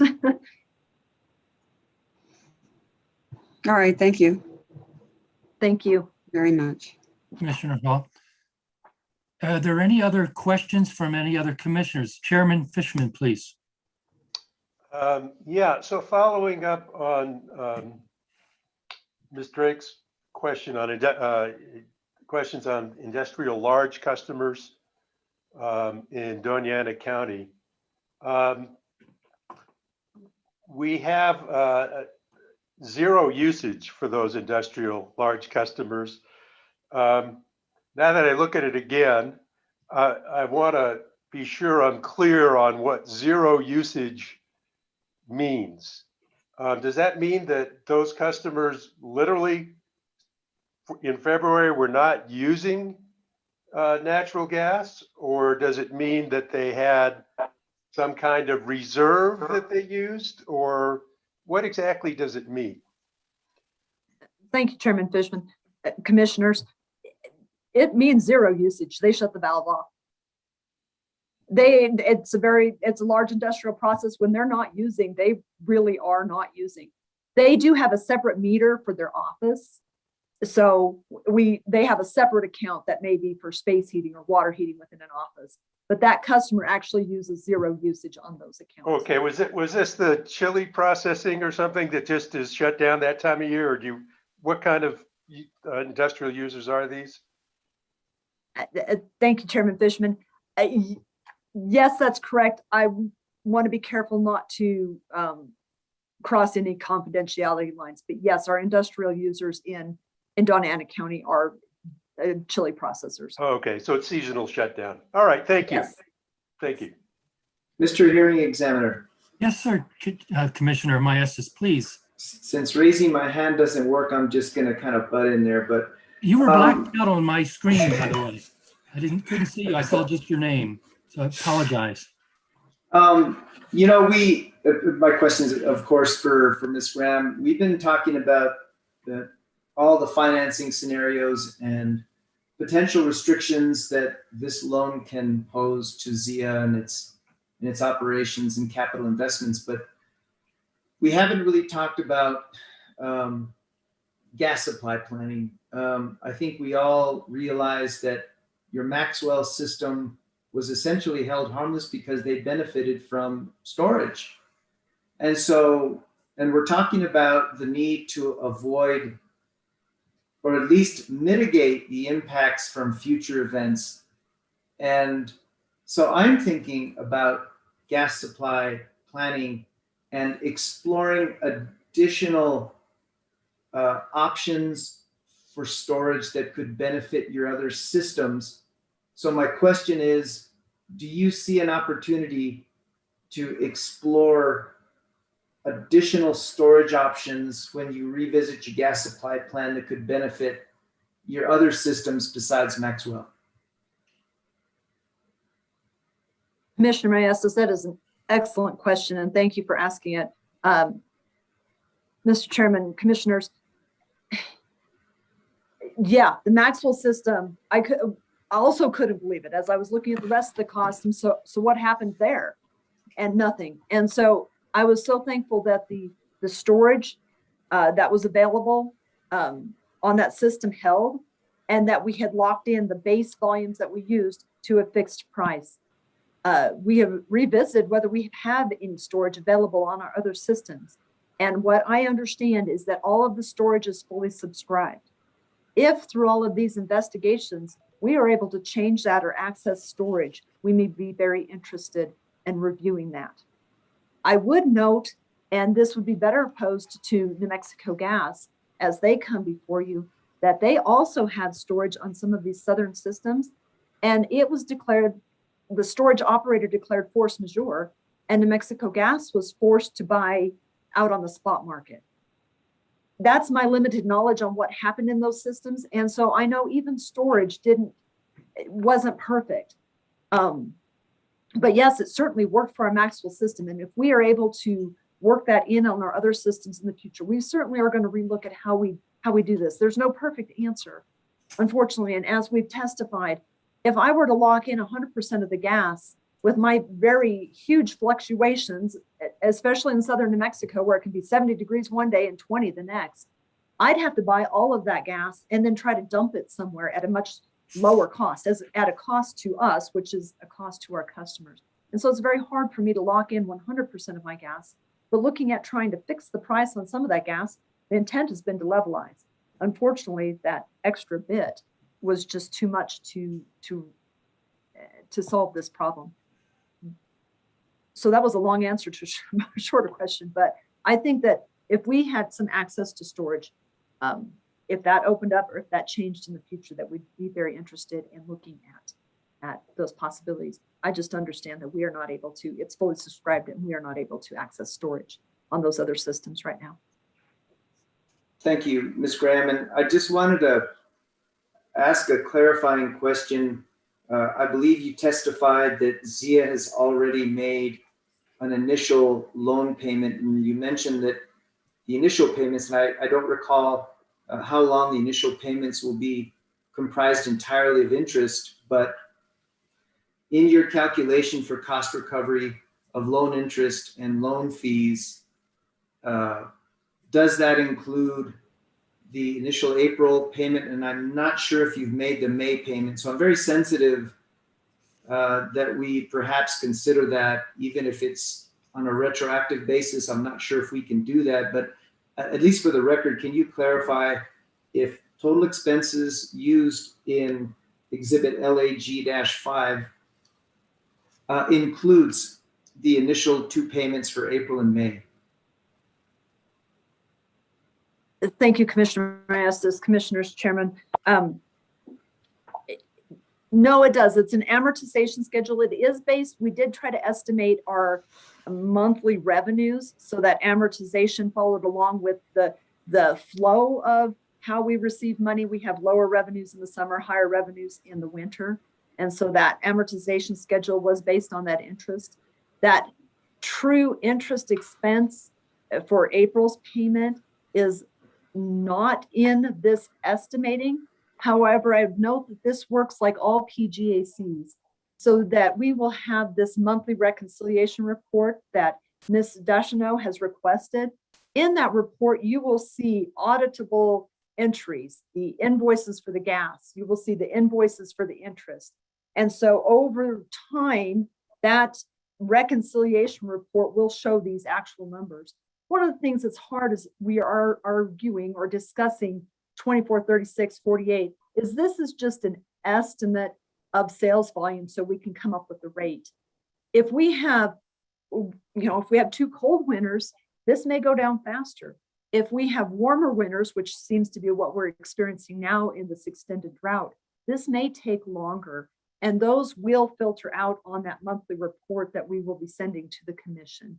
And like I said, this becomes, we get this audited every year. And so they will look at each one of these entries and that will flow through that monthly reconciliation for both of these PGAC systems.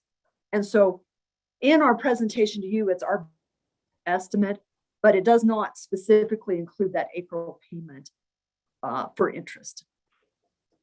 But it will be recovered. Yes, sir. We are proposing to include that in each line item as that expense is hit. Okay, thank you, Ms. Graham. That's all I had, Mr. Hearing Examiner. Thank you. Thank you, Commissioner Maestas. Is there any other questions from any other commissioner? No. Thank you. That would conclude the questioning of Miss Judy, please. OGC. Yes, I have one question, and it goes to your request to have this PGAC, whatever is approved, implemented in your June billing. What is the exact day that you issue your June billing? Thank you, Ms. Mayor. We will start reading meters this weekend and the beginning of next week. And so our June bills will start going out excuse me, I'm gonna look at a calendar, the 2nd, which is a Wednesday. If we need to hold off by a day to get everything updated, we could hold that off by a day. I don't like to delay the billing too much. It puts our customers out of cycle. But yes, that's when the bills get calculated and generated. If the commission issued a final decision on June 2nd, which is our next meeting, and you delayed a day, you could include any commission decision in the June billing. Is that correct? That would be our proposal and our preference. Yes, Ms. Amir. Thank you. Okay, Thank you. Thank you. I believe that concludes her testimony. I haven't forgotten you, Ms. Jeffries. I want to make just a couple comments. Are there any other witnesses, Ms. Drake? No, sir, unless the commissioners have questions for Ms. Coburn, but I think if they did, Ms. Graham would have referred them to her. So I don't believe we do have any other witnesses at this Okay. time. Let's ask them. Commissioner Fishman was nodding back and forth. Commissioner Maestas, any questions for Ms. Coburn? Commissioner Hall? Commissioner Vicente Aguilar? And none from Commissioner No. Byrd. For the record, he's nodding his head back and forth indicating no. So we have no questions for Ms. Coburn. At this point, I have one comment to make. I'm looking at my procedural order and I have a specific a specific order, and my procedural order does not include rebuttal witnesses. Ms. Jeffries, I presume you're calling her as a rebuttal witness, or is that correct? Hearing Examiner Lennon, Gabriela Deschano did not have a chance to speak to this in her testimony. This is evidence that was just presented yesterday, and I would like her to have an opportunity to speak to the evidence. Okay, so that's reopening her testimony, and a motion for reopening testimony. Ms. Deschano, any objection, Ms. Drake? No. Thank you. So Ms. Deschano, you are still under oath, and you are now back on the witness stand, and I believe your attorney would like to ask you some questions. Please proceed, Ms. Jeffries. Yes, Ms. Deschano, did you have a chance to review Zia's Exhibit 6, which was submitted yesterday by email and today into evidence? Yes, I did. And did you find anything to conflict with what was raised at the beginning of this hearing regarding the application of interest charges from section 62-13-13 NMSA 1978, which refers to the 5-year treasury rate at 2021 opening year?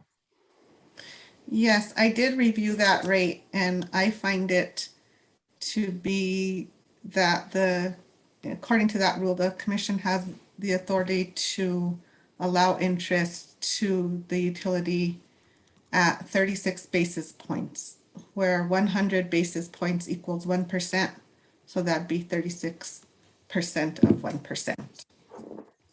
And how do you find that that compares with the evidence that was submitted today in Exhibit 6? I feel that the commission could, if they were considering allowing interest, that they should apply the federal treasury rate. And the treasury rate is the 5-year treasury rate for starting year 2021? That is correct. And did you check that rate to ensure you knew what that rate actually is? Yes, it is on the daily treasury yield curve rates on the U.S. Department of Treasury website.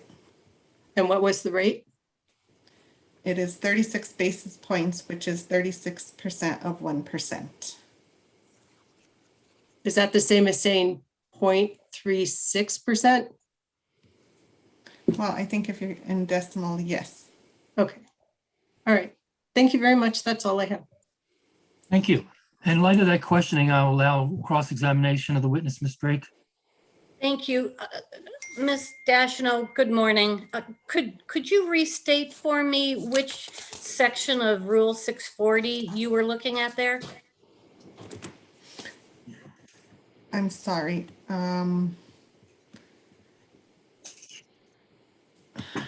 Let me pull that up Sure. really quickly. And Ms. Jeffries said it, but I have it here written down. Give me 1 second.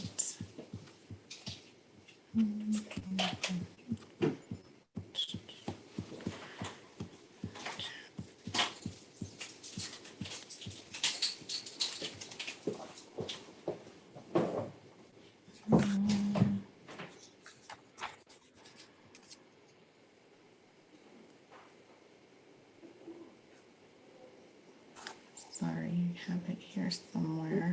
No worries. That's fine.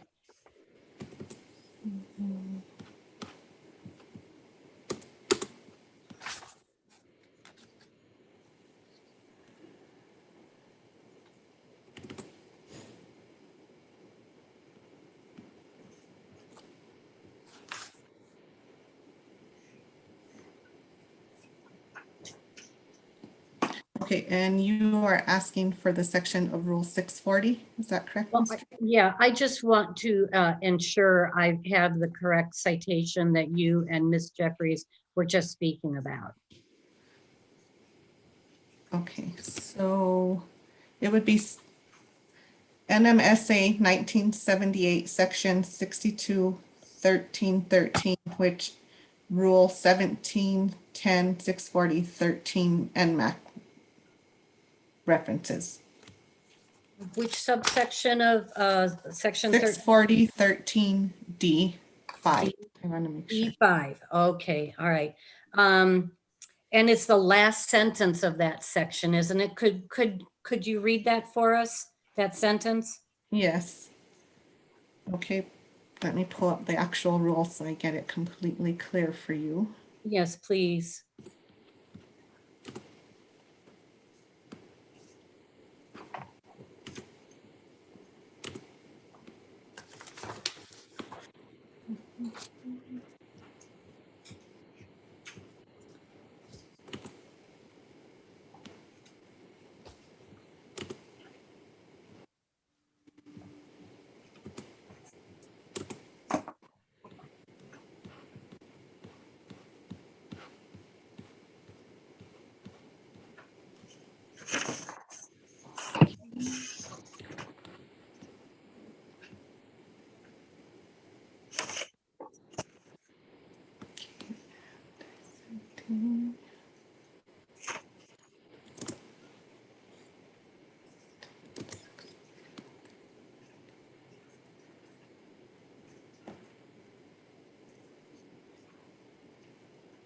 Okay, and I gave you 1710 640 13D, correct? 5. D5, yes. If you could read the Okay, last okay, sentence. here I am. This over collected or under collected amount shall include an interest charge or credit at the rate specified by NMSA 1978, Section 621313, or at such other rates as may be approved by the commission. So would you agree with me that that sentence says that the over collected or under collected amount shall include interest charges? Is that what that rule states? I am not an attorney, so I don't want to answer that question for you. I don't want to interpret it. I'm just asking you to verify that the sentence you just read says that the amount shall include an interest charge. It does say shall include an interest charge. And it also provides that the commission can approve the amount specified in section 62-1313 or at such other rate as may be approved by the commission. Is that right? Is that what that sentence says? That is what it says. Okay. Thank you. Are you aware, I'm not sure if you, I know this case has moved very fast, so I'm not sure if you've had a chance to take a look at some of the commission's previous rulings on including interest charges in fuel clauses and PPGACs. Have you had a chance to take a look at any of those cases? I did not, and as I mentioned 2 days ago in my testimony, I believe that this is an extraordinary circumstance and those may have been just filings regular required, and this is not a regular required filing. Yeah, I understand. Would you be surprised to learn that in a case from 2013 that the commission approved a carrying charge of 11.53% to be included in a fuel clause? I would make the assumption that that was based on the market at the time. And that carrying charge, could you express what it was related to? It was a fuel clause carrying charge applied that the commission approved to be applied to both under and over collections in a balancing account of a fuel clause. But Would that be for an extraordinary event or would it be regular course of business? I sustain an objection. That one hasn't been made. I'm going to make it from the bench. And ask you to explain the significance of some previous decision in some previous case at a previous time with previous set of facts. I really don't see the relevance to this case, and I'm allowed to exclude irrelevant evidence. So would you make a proffer, Ms. Drake? I was just trying to bring to the witness's attention that the commission has approved interest rates at different amounts at different times in And the different significance cases. is, please. I'm sorry? And the significance of the bringing her attention to that. It's because I believe, and the witness can correct me if I'm wrong, but I believe the witness's testimony was that the commission could only approve interest at the particular rate specified in 62-13-13. So you're using it specifically to impeach her veracity rather than to imply that the commission has to follow some previous order? That's correct. I just wanted to bring to the witnesses and the commission's attention that there have been cases where additional interest Well, that's charges. different. That's not being used to impeach her veracity as a witness on the stand. So do you have any authority that the commission's previous order at a previous time in a previous case with different parties has some precedential effect upon the commission today? I certainly think it's a factor that this commission should take into account in terms of its past practice. So a factor means not binding, persuasive, only if anything? Certainly persuasive. And that's you're using the word because I said it or because that's what you're presenting to the commission? I think it's my view that is persuasive indication of the commission's past practice, and that they're certainly not bound to one particular interest rate based on 62-13-13. All right, well, so that's very different than using that line of questioning to impeach the veracity of this witness. And I think that type of thing would be more appropriate for legal argument, perhaps in a closing, rather than eliciting that type of evidence through this witness. So I'm going to sustain my own objection and ask you to move on to your next question. I think those are all the questions I had, sir. Thank you. Thank you, Ms. Drake. In light of those questionings, are there any questions from the commissioners? Chairman Fishman, please. Ms. Dashino, just on this last instance, and I know that there was a confirmed objection there to what Counsel Drake just raised in terms of a prior case. But what stands out to me is that the context she was talking about that in sounded like a balancing account. The amount of interest that would be charged if there was an over and an undercharged before there was a true up. And my understanding on that, Ms. Dashano, excuse me, I knew someone named Deshano is the way they pronounced it. So I'm going to routinely butcher your name. Dashino. I apologize. Dashano.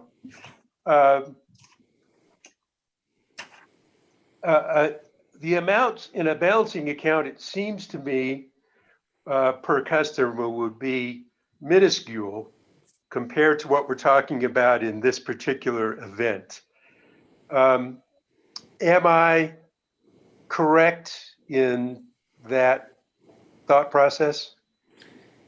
Yes, Commissioner, Mr. Chair Fishman, I agree with you on that statement. And that this truly is a totally different circumstance where we're basically talking, about close to a year's worth of charges on a customer's account. That number may be wildly inaccurate, but in terms of just scale. Yes, exactly. That's a year's worth of charges. And today we're talking about a year's worth of charges for 1 month. Yeah, so would you say that's a very different circumstance? I would That completely, even if one did try to call it a precedent, the facts are so different that it just doesn't seem to apply in this case. I agree with that. I agree this case is extraordinary and it should be treated as such. Um, so in terms of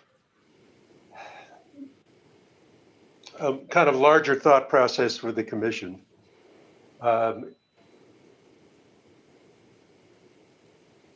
do customers and did customers have any control over what their charges would be during this event?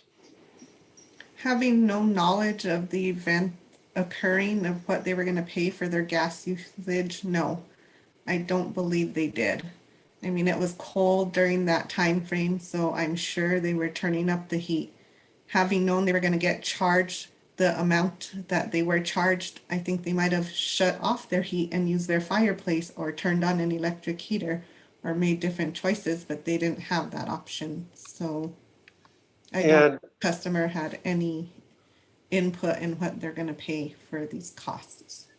I have to confess, I neglected to ask Zia's witness about that. So, but my question to you would be, you do not seem to have any knowledge that customers were forewarned or encouraged to cut back on their power usage? I do not have that knowledge. Okay, so you don't know about it, but we probably need to check back with Zia and see on that. In terms of management of the gas supply, Zia has pointed out that they basically had a policy of 60% fixed, that they've got a fixed price on, and the rest was pretty much unprotected from price swings. And I understand the reasons why. But in terms of that management decision, would you say that Zia did have some level of control through their policies about how this event impacted their customers in a long-term sense? Yes, I believe they did. But, I believe also that they did a wonderful job of Yeah. controlling the impact of this extraordinary event on their customers. And I believe they use a 5-year forecast, so unforeseeable in 5 years. And Yeah. that's And something that nobody could predict. for the record, I agree. But to me, there's a bit of a larger policy issue here. So I'm going to ask a couple more questions on that.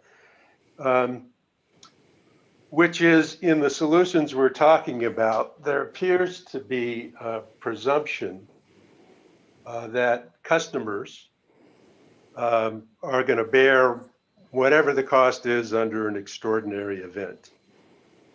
In the solutions that have been presented to us, there also seems to be a presumption that, well, the customers would basically have to pay whatever costs there are, that essentially Zia would get full cost recovery and absolutely no harm to their profits. Would you agree that the solutions we've discussed so far, and that particularly if you paid back the interest on the loan that they just took out at the rate they just took it out at, that essentially Zia is being held harmless from any financial setback or consequence as a result of this event? I would agree with that. I feel like the entire cost of this event is being passed back to the customer.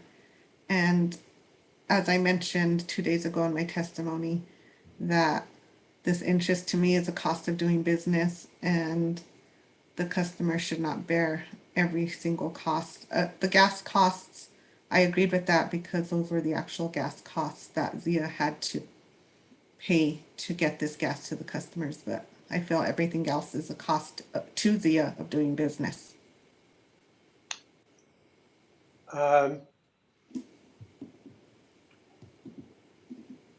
As a commissioner, my charge is to fairly balance the interests of the ratepayers and the utilities.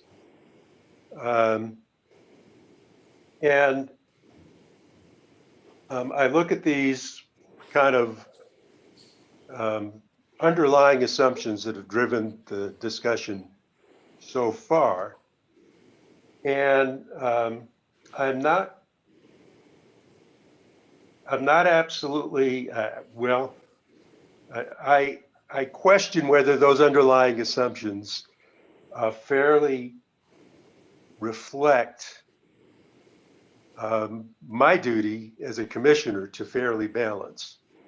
And what strikes me is consumers are taking a huge hit and zero hit for the utility on an extraordinary event. As you were looking and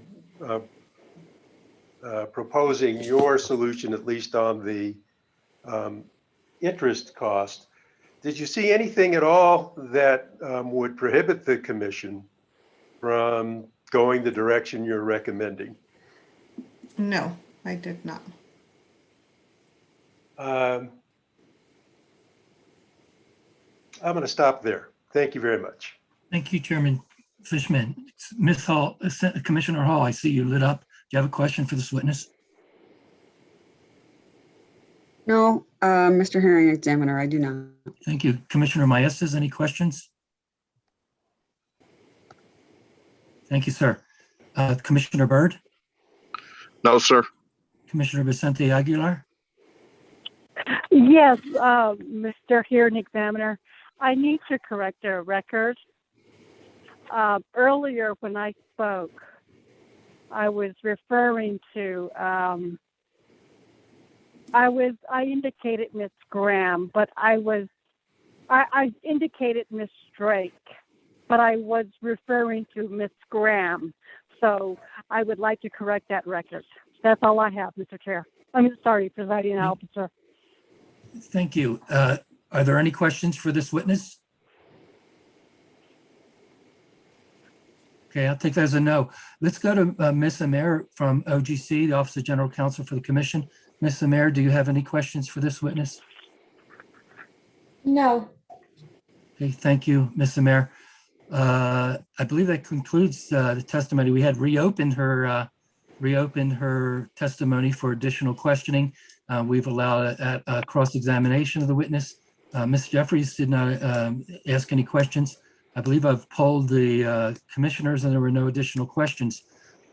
Ms. Drake, do you have any other witnesses?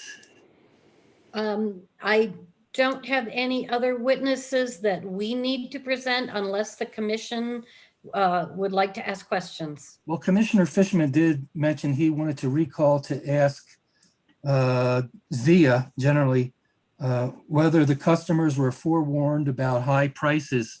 And I'd like to give him that opportunity if you have no objection. No objection, sir. None from staff, Ms. Jeffries? No objection. Okay, Ms. Graham. Commissioner, do you want it to call Ms. Graham or Ms. Coburn? I believe it should be Miss Graham. Thank you, sir. Ms. Graham, would you please take the stand again? And you're still under oath. Please proceed, Mr. Commissioner Fishman. Ms. Graham, we had a discussion as if Zia, with witness Dashino, as if you guys, as if Zia had not given customers any warnings that it might be wise to conserve during this event. And I recognize that as the event's occurring, you don't necessarily know how long it will go or what'll happen. But if you could describe whether any communication was made by Zia to customers to forewarn them, and also describe what the situation was, so we get a sense of whether the information you were getting gave you good reason to have cause to warn customers. Thank you, Chairman Fishman, Commissioners. We did not make any public service announcements. The prices were published Friday evening for the long holiday weekend. And so we had not pieced together the impact until starting on Tuesday, unfortunately. And so we started looking at curtailment rules to see if we could start to reduce volume. By the time we had come to conclusion that there really wasn't a curtailment rule around this situation of high prices, prices had already started to drop. And as you can note in our charts, those prices went up quickly between Thursday at $4, Friday at somewhere around $10, the weekend in the triple digits, and that next Friday back into single digits. It was a very fast acting event. One of the suggestions that we've had, but again, this has to come at the federal level, is a cap on percent increase in spot market prices so that people have the opportunity to react. And utilities have the opportunity to make changes before this happens over a holiday weekend. But the shorter answer is no, we did not do any public service announcements about conservation. In retrospect, if a situation came up again where there was a sudden price spike and you had limited visibility, you didn't know whether it would last a day or a week, would your policy on that change? Would you err on the side of caution and maybe put out an announcement that says prices are spiking, we don't know how long it'll last, we encourage you? Would that be, you think, the appropriate kind of response in the future? Thank you, Chairman Fishman. Absolutely. We had no idea prices would go like this. So as we start to see these cold weather events, we're certainly going to monitor the impact on finances at a much faster level, and then start to work with, even if there's not true interruption curtailment, you can ask for voluntary. And so contacting some of our industrial customers about potentially reducing volume while these prices stay high, even if it's not truly shutting off a true curtailment, some voluntary conservation. The volumes and the weather change so much that to achieve true conservation to the point that you would not have an impact would be hard. But I think there's more that could have been done, and we will certainly look at our policies in the future to make sure that happens. So the important thing is we've got some lessons learned from this. Absolutely. About how we might err on the side of caution a little more in the future. And if I might add, maybe some more communication with our suppliers to tell us what's going on.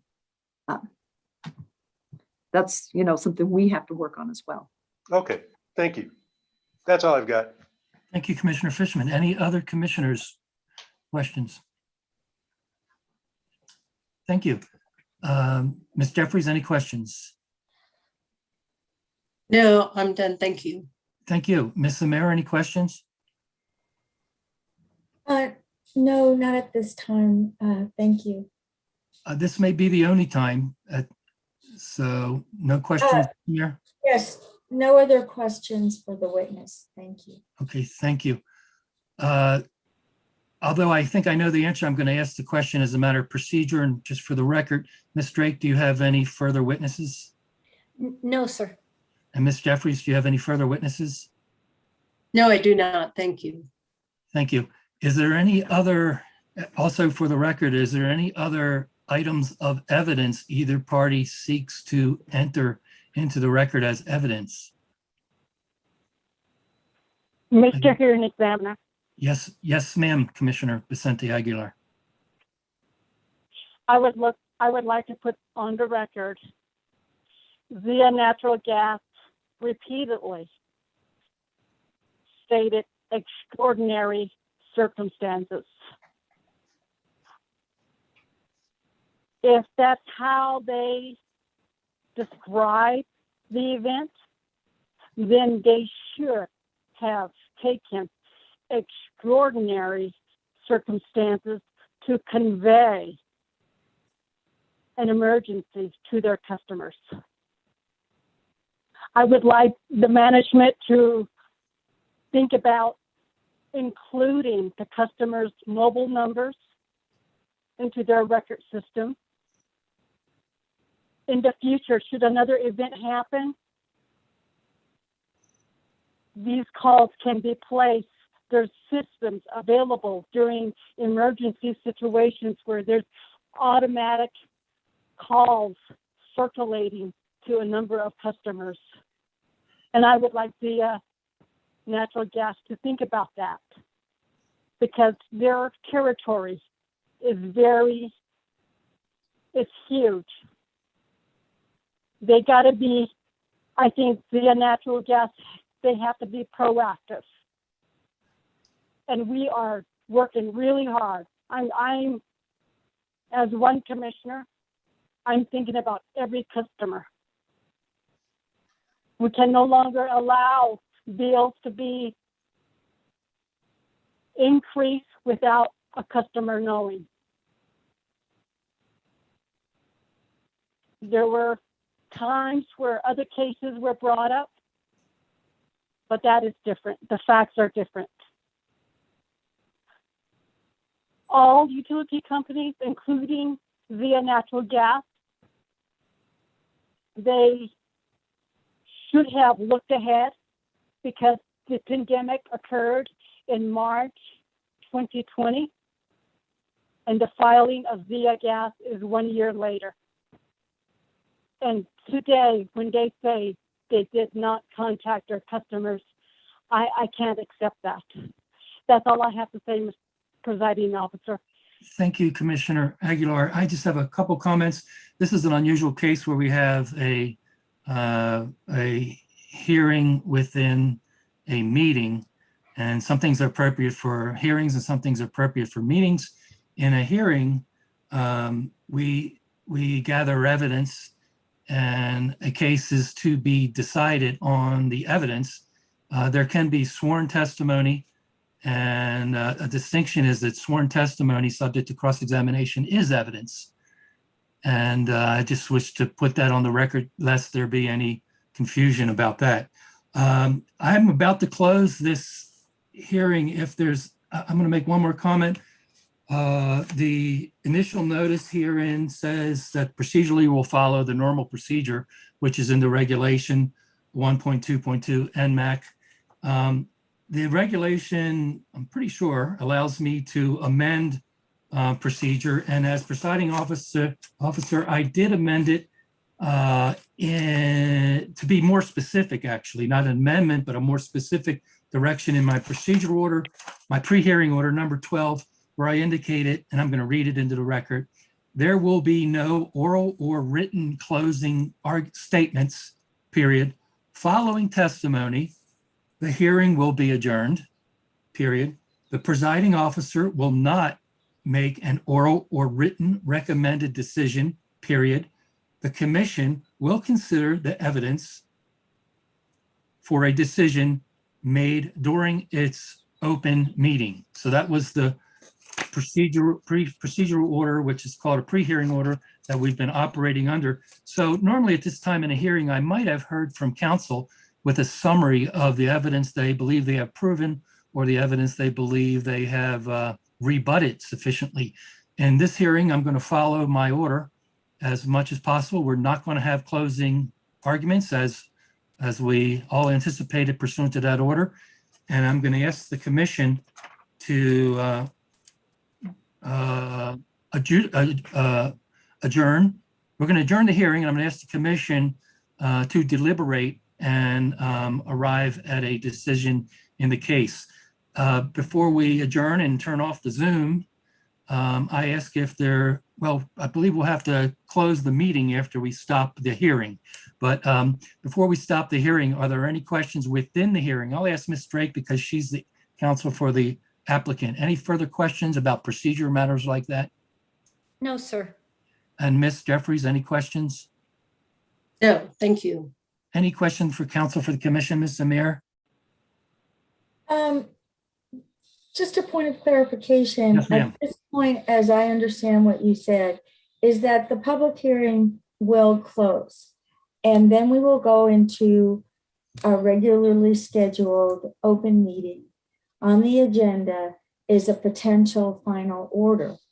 The commission can decide a final order today, can table it till next Wednesday at their open meeting.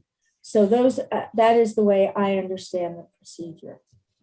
Thank you. I'll try to respond.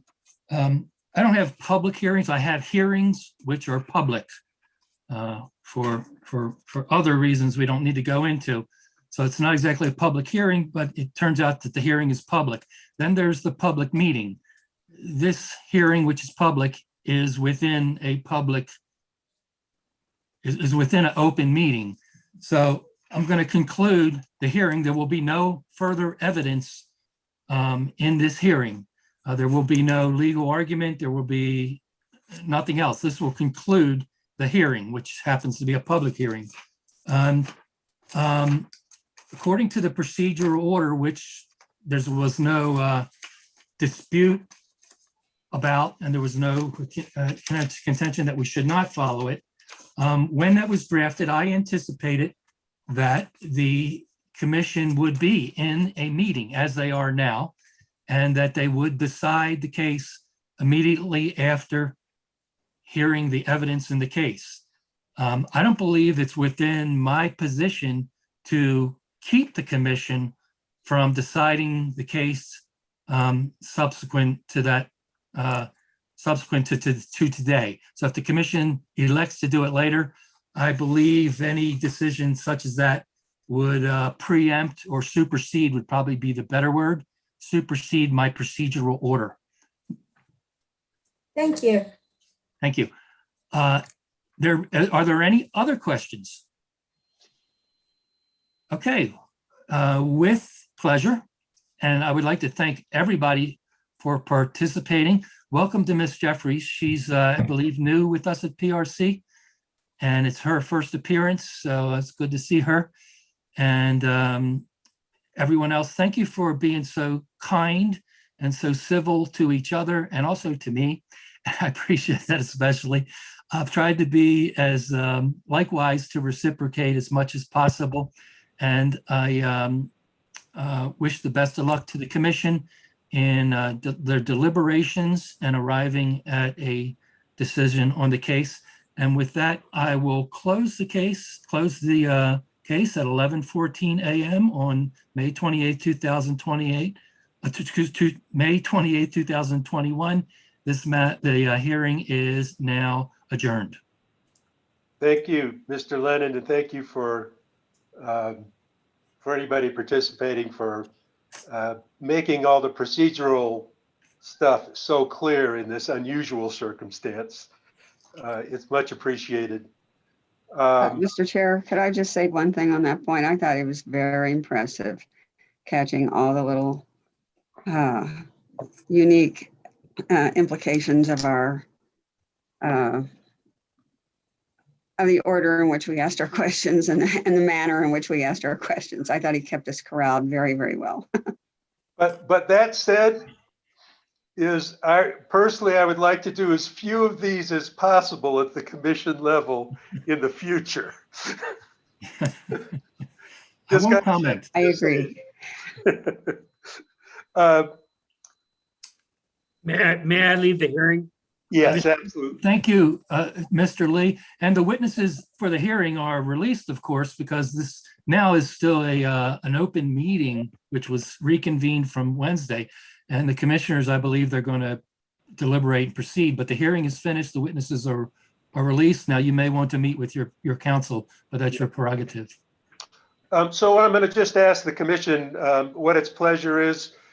Do we want to deliberate today at the meeting, or do we want to table this until Wednesday's open meeting next week? Mr. Chair. Mr. Chairman. I'm going to start with Commissioner Hall and then to Commissioner Maestas. My preference would be to deliberate today. It's fresh in our minds. I'd be in a better position to do that. I know. I can't speak for others, but so that's what I think. Commissioner Maestas. Well, I was just going to clarify procedurally. I believe we had a motion to table the order in Wednesday's meeting, and so I just wanted to clarify that this issue is still tabled. And I agree with Commissioner Hall. I'm ready to make a decision. So I'm perfectly willing to proceed and get this done. Thank you. Other commissioners, thoughts? Mr. I Chairman, agree with Commissioner Mass. Okay, thank you, Commissioner Byrd. Commissioner Vicente Aguilar. yes, it would be nice to make a decision today. Okay, I think we're unanimous on that. So I think procedurally, what I would do is make a motion to bring this matter off the table. And need a second. Second. And Judy, since Mike is indisposed. I will take the roll on the motion to take this matter off the table. Okay. Commissioner Hall, Aye. Commissioner Vicente Aguilar, Aye. Commissioner Byrd, Aye. Commissioner Maestas, Aye. Commissioner Fishman. Aye. The motion passes 5-0. The other matter that you might want to consider is whether or not you would like to go into executive session to deliberate. If you do, we can, Isaac stated that he can set up a break room. But again, there would need to be a motion to go into executive session, and then we'll take a vote and a roll call. Mr. Chairman, Commissioner Maestas. I understand that we did go into closed session on Wednesday, this last Wednesday, to discuss this case, but I mean, we are public officials. We have heard testimony and received evidence on the record. And I think we ought to remain in closed session, deliberate, and make a decision. That would be my preference. Commissioner Maestas, did you mean to say remain in open session? Yes. Because you, all right, just to clarify what you stated. Okay. Commissioner Byrd, were you adjusting your glasses or asking to speak?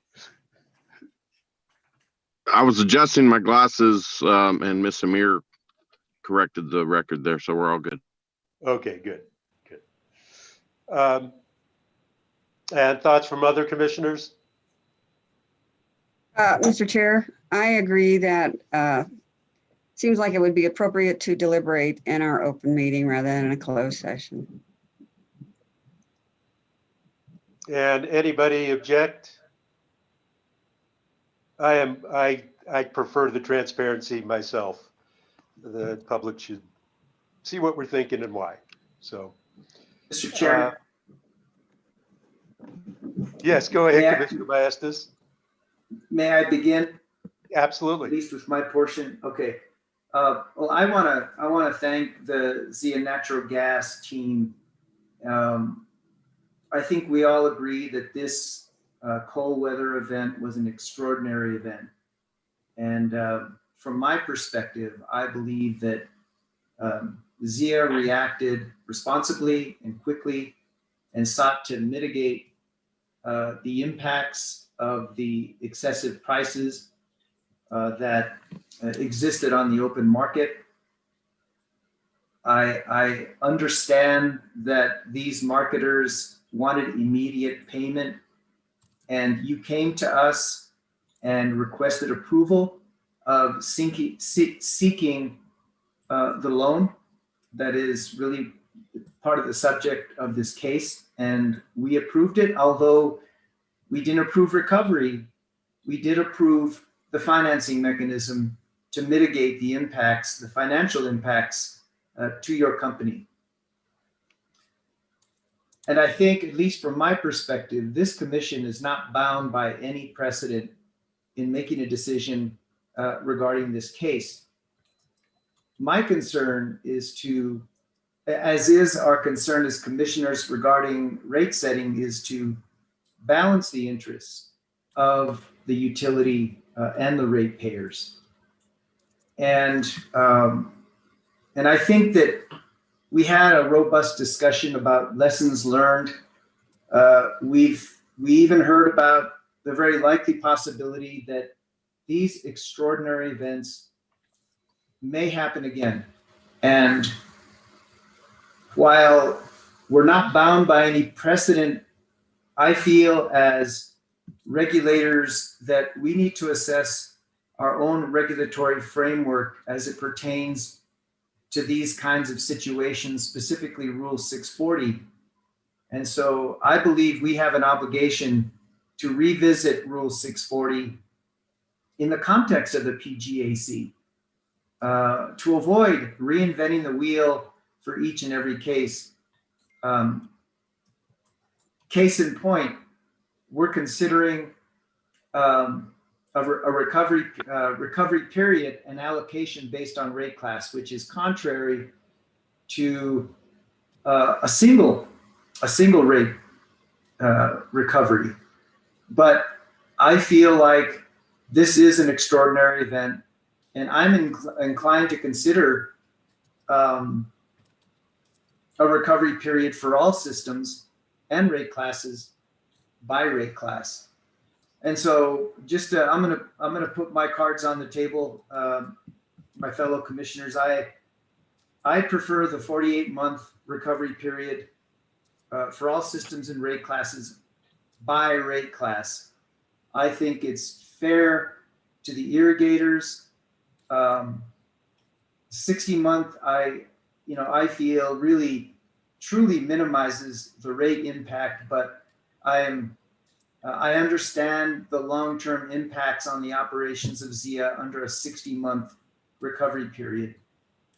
So I feel that a 48-month recovery period and recovery by rate class is fair. It's fair to ZIA. It's fair to the ratepayers, and the allocation by rate class is consistent with the actual volume of gas used during February. And so that would be my preference, and I would hope that my colleagues would consider my proposal. That's all I had, Mr. Chair. Thank you, Commissioner. Other commissioner comments? Mr. Chair. Yeah. I appreciate Commissioner Maestas' comments. I also agree that we should be making these decisions in this case based on the rate class. That's our usual practice, and I think it's standard, and I think it's fair. I think even though there have been some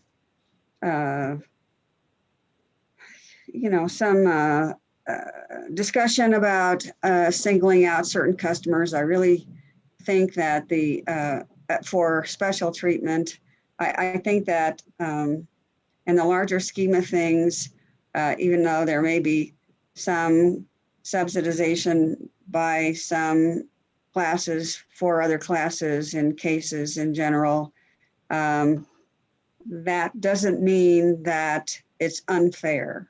And whether or not a situation is unfair depends on the facts and circumstances of the case. And in this case, I don't think there is unfairness worked on one rate class over another. I diverge from agreeing with Commissioner Maestas only in the period of time over which I would permit collection.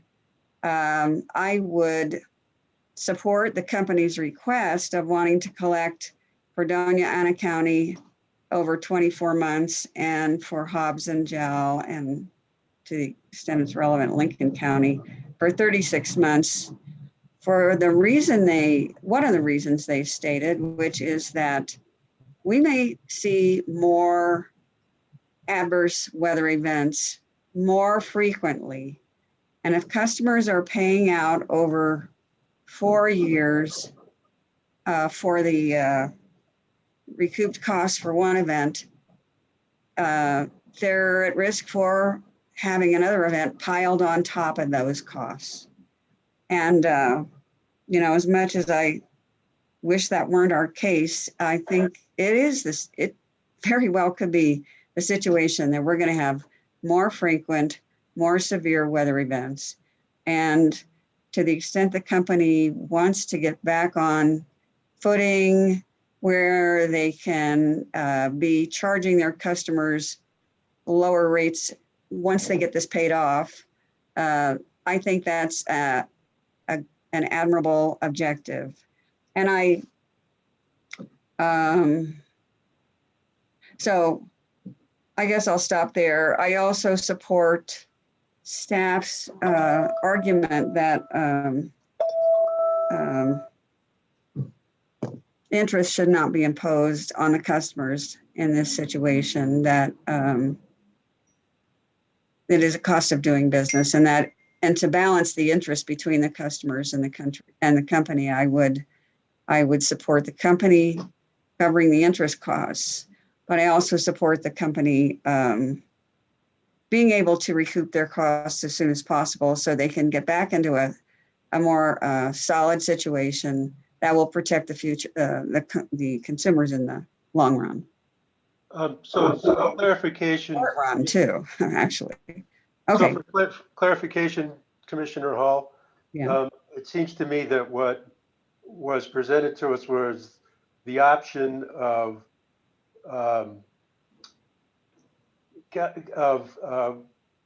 allowing them to recover interest at the 5-year Treasury rate at 0.36%, or the other option that we talked about is you would be paying, they would recoup their full loan interest charges about 3.8%. I can't recall the exact number. So what you're suggesting is the 0.36% is the one that you would favor? No, I don't believe that's what staff argued in their testimony. I thought staff denied all interest rate. Is that correct? I would like to be corrected if that's not true. I understood that differently. I understood them as saying they would like to do the 0.36%. Well, fine. I'll go. Yes, actually. Okay, right. I do remember that now. Okay, yes. I would support the Treasury rate, but not the full bank rate. Okay. Other commissioners, please weigh in. Mr. Chairman? Yeah, Commissioner Vicente Aguilar. Hi, I just want to make sure you can hear me, so I wait for a response. Sure. Mr. Chairman, I disagree with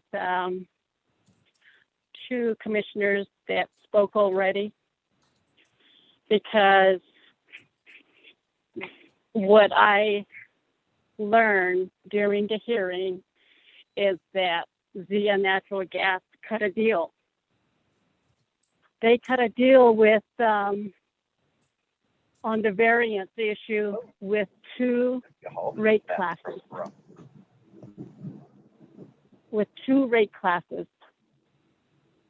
And it's in the record, and that is improper. As far as how we would like to, how I see that it's in the best interest of the public is by customer class rate charges. And as far as the allowing the interest, I agree with Ms. Dashino with 0.36% as far as allowing the interest to be computed. It was a good hearing, and I think my conclusion is based on honesty, being faithful to their customers, which was not necessarily straightforward for the customers.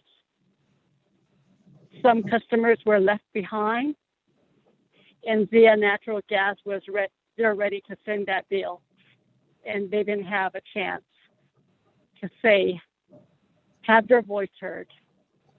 That's my conclusion, Mr. Chairman. Thank you. Thank you, Commissioner Vicente Aguilar. Commissioner Byrd, I see you contemplating the sky. What are your thoughts?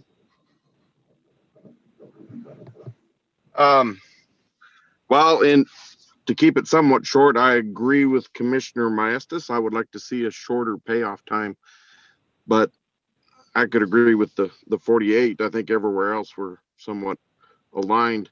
My concern on the interest is that Zia is not making money on the gas they sold here. This is a pass-through cost. And so if they don't recover the interest on that cost as well, they're losing that money. I don't think that is fair. I'm more about equality over equity. I've mentioned before that it would be fair if each customer paid for what they used. But the system clearly isn't set up for that. This system is somewhat set up on an equity outcome. And that's unfortunate in this particular case. However, you know, we play with the hand we're dealt. So with that, I still adhere to equality, not equity. And it is not proper to force someone when we have a choice to lose money just because we feel that they should. There's no justification for not allowing Zia to pass through their costs to provide a service. They're not making money on this sale. This is just a pass-through. I would prefer the 24 or 36 month. I would like to see it get paid off sooner. In that case, in that sense, I do agree with Commissioner Hall's statement. I would like to see it paid off sooner, but on the interest, we differ. So maybe there's a compromise that we could do a 36 month, but for me, there is no compromise on the interest. I'm just me. There's also what a normal interest rate is. The cold weather isn't so much the extraordinary event. What makes this a special case was the rate that the gas prices fluctuated. And it happened to happen on a 3-day weekend, and it's something that all the utilities in the whole central part of the US are dealing with. They were not in a place to really respond. They basically had a minute decision. Do we continue to provide energy to our customers and keep them operating, or do we shut them off to tell them in a day or two that the reason we shut you off is that you wouldn't be able to afford the bill? They made the choice, and I believe it is the correct choice, to keep the power on, keep the gas flowing, keep the electricity running. And it was hard because all of a sudden they went from $18 million a year to $18 million in a week. How do you make that decision and not know that you're going to have drastic implications on all of your customers? And I don't think that this goes back to the interest, making Zia pay for the interest, for penalizing them to allow that gas to continue to flow, for making that decision, is a proper decision. They need their interest recouped. They need every cost that they had involved. I don't expect them to make money. That would be wrong, but this is not where they're making money. They're not making money on the sale of that gas. We can discuss whether it's 24, 36, or 48 months. And I'm open for discussion on that. But as far as the interest, I'm no. If they don't get full recovery, I'm a no vote. So that's where I'm at. Thank you, Mr. Chairman. Thank you, Commissioner Byrd. So now throw in my 2 cents. I believe utilities are legally obligated to keep serving. They didn't have a choice legally to turn it off, just as a point. And but my take is the same as all the other commissioners on, I think the fairest way that we can distribute the cost is by class. And certainly Zia basically testified to the same, that they felt that was the most fair way. So I think we're all agreed there. I believe that we need at least 36 months to recover. I certainly open to doing 48 months. I'm not particularly open to 5 years, but 36 and 48. I also believe it makes sense to have all of the divisions, including Doniana, have the same period for the recovery. So my first choice would be 36 months for Doniana as well as all the other units. On the interest charge, my belief is that we should go with a lower rate. We could go higher than 0.36, but my take is to go with 0.36.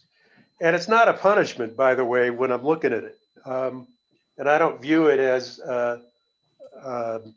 any kind of judgment of the behavior of Zia in how they handled this event.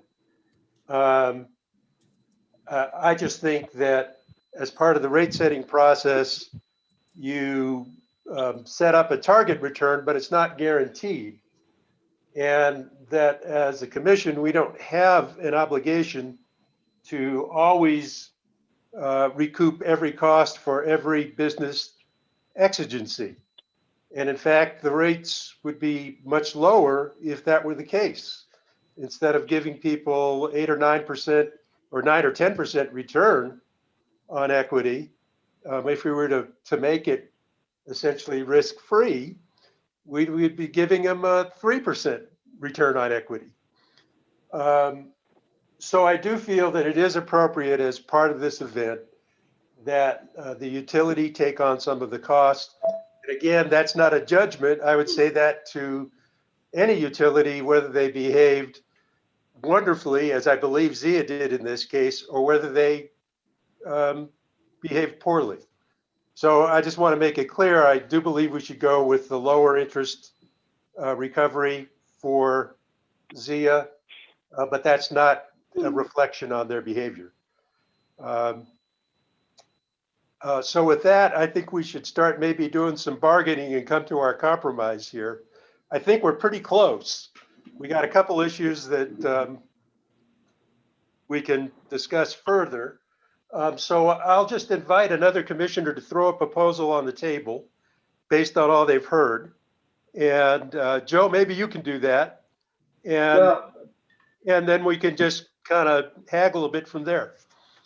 Yeah, I think maybe we ought to go down to all the major categories in this, and I'm happy to lead that discussion. However, I do want to respond to maybe some of the comments and positions voiced regarding the interest. I think we are all very familiar with the 640 rule that gives the commission full discretion in approving a rate. And we've been saying the word extraordinary, but I don't think we're I don't think we're discussing this case under that premise that this event is extraordinary by adopting a more conservative 5-year treasury rate. And as I mentioned before, this company came before us in distress. And I think we understood the gravity of the situation. We approved this debt instrument, knowing the terms, without approving the terms of recovery. And so I feel taking this position and advocating for abasement interest is inconsistent with the nature of this event and inconsistent with the earnest and responsible behavior of this company. And so, I think personally I'm dismayed because I do see this action as punitive, even though proponents are saying it's not punitive. It very much is punitive. And I would hope that certain commissioners that are advocating for the 5-year treasury would reconsider. And quite frankly, I'm shocked. As Commissioner Byrd said, the PGAC is simply a pass-through, and advocating for the treasury assumes that this is some debt instrument with an interest rate that would be incurred under normal operating conditions of either under or over collection. So I think we're inconsistent in applying the discussed terms consistent with this extraordinary event. And so with Commissioner that, Byrd, Mr. Chair, your hand went up. And then Judy after Commissioner Byrd. so anyway, I'm done, but I'm willing to lead the discussion if you want to start finding common ground on several of the major components of this case. Commissioner Byrd? No, sir. Sorry, my hand's just flopping around. Oh, okay. I didn't realize you had dyskinesia, but anyway. No. Just kidding. Judy. Yes, I just would like to give some advice about Rule 640 and the reference to Section 13-13-13, which is the Treasury rate. That reference is located in Section 13 D5, but Section 13 has to do with annual PGAC reconciliations. So what they're talking about when they refer to that rate is not the extraordinary circumstance issue. This case is coming to us under Section 640-14, which is the extraordinary circumstance. And in that section, if you look at C, it says, or take any other action appropriate to the public interest to mitigate the concerns identified in subsection A and B of this section. And A and B in this section talk about what's happening here, which is when the utility applies to the commission for a gas cost factor adjustment because their current factor would result in substantial under or over collection. And that was A. And then in B, it says the utility may apply to the commission, or the commission may order a hearing whenever the utility or commission becomes aware of an extraordinary circumstance under which the gas cost factor adjustment calculated in accordance with this rule will result in a substantial change in the level of the PGAC in the following period and excessive fluctuations. Therefore, I think it's not that section 1662-13-13 arguably may not even apply to extraordinary circumstances, which is section 14. And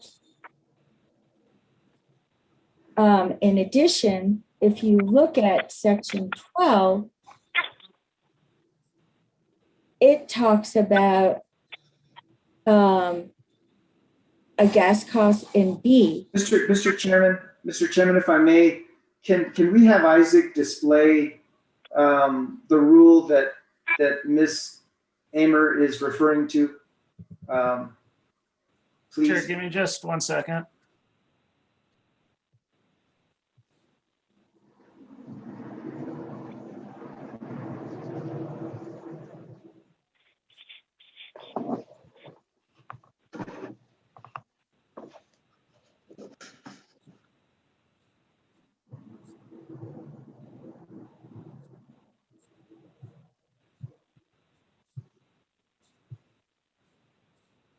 And Isaac, please highlight if you're able to.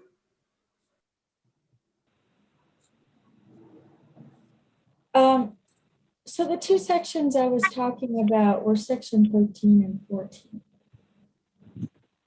And I am trying to make the point that the reference to section 62.13.13 is in section 13 called annual PGAC reconciliation. That is not what we have before us here. What we have before us here is an application under 1710-640-14, which is the extraordinary circumstance situation. And that does not have the reference to 62.13.13. That in number C,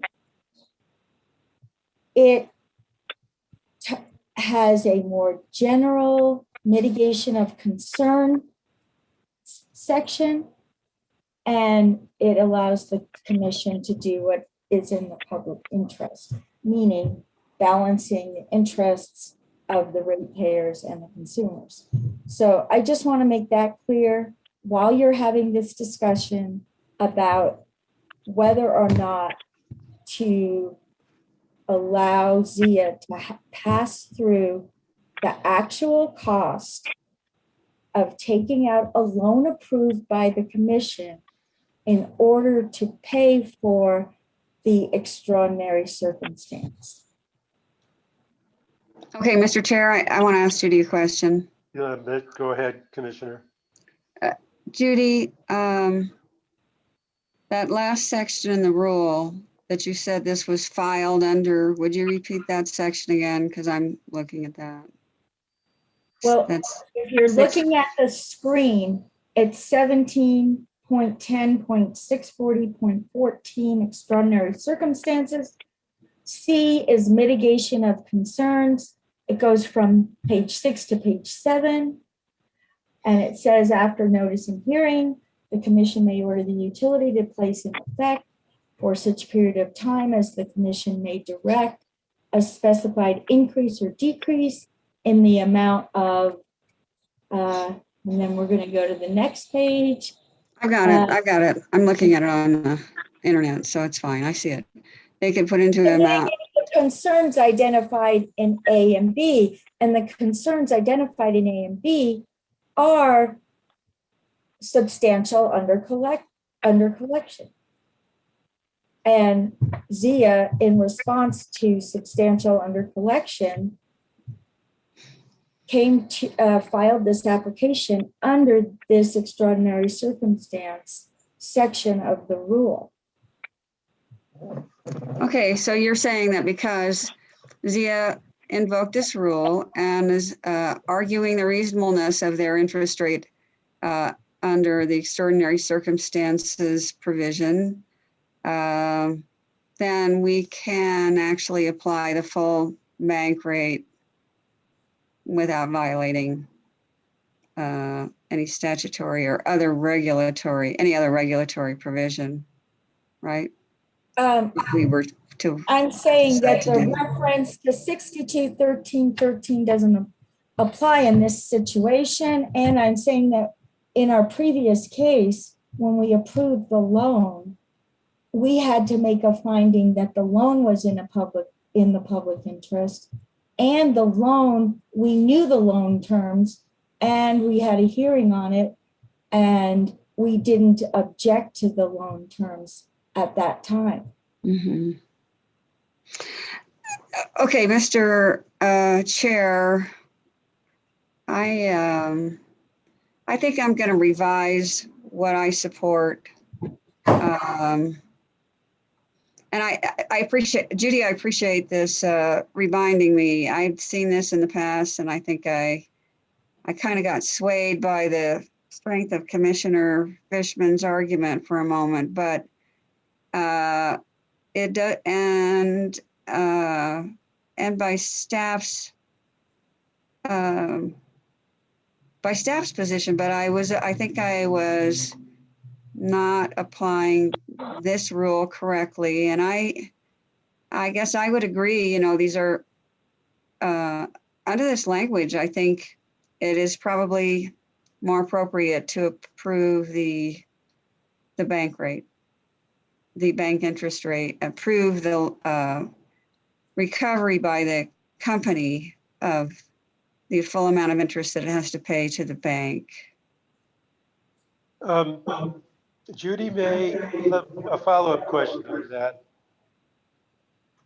I'm trying to find the language that says, is there any specific language that says we pay the interest rate? I have a feeling, I'm going to lose on this issue, which is fine. There's arguments on both sides.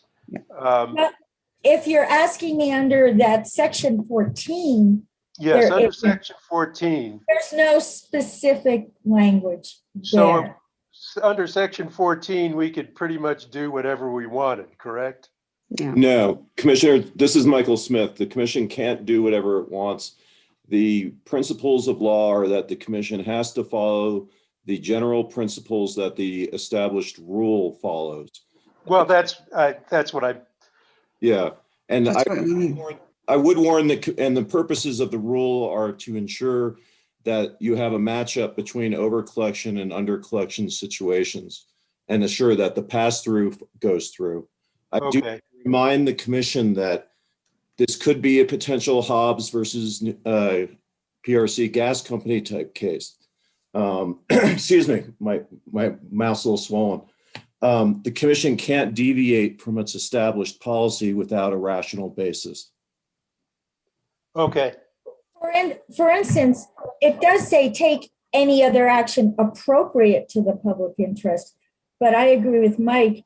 There's nothing in the record to show that the public interest would be served in deviating from allowing a company to pass through its actual cost. They're not making any profit. They're just passing the cost. Thank you. That clarifies for me.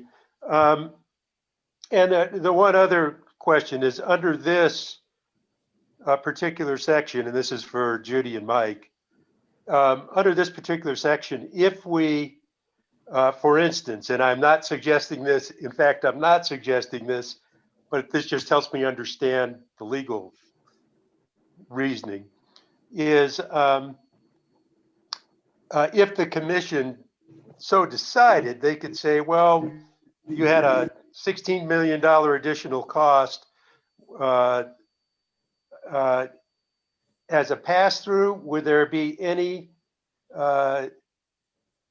would the commission have any discretion on the amount of the pass-through? For instance, it costs 16 million and we say you get to recover 15 million. Commissioner Fishman and members of the commission, there would need to be a rational basis in the record. And a hypothetical example would be some sort of negligence or dereliction of duty by the utility. And as other commissioners have stated, it is their opinion that that had not been proven. Yeah. No, I'll concede the issue based on general counsel's input. Thank you. Yeah. It appears we don't have a choice. We'll just do full interest recovery. Right. Mr. Chair, Yes, Commissioner Mastis. instead of, kind of addressing each major component, I'm going to make a motion, and then of course I welcome my colleagues to offer amendments. Go ahead. Okay, I move that we, this would be obviously the terms of the order for this case. I move that we approve a 48-month recovery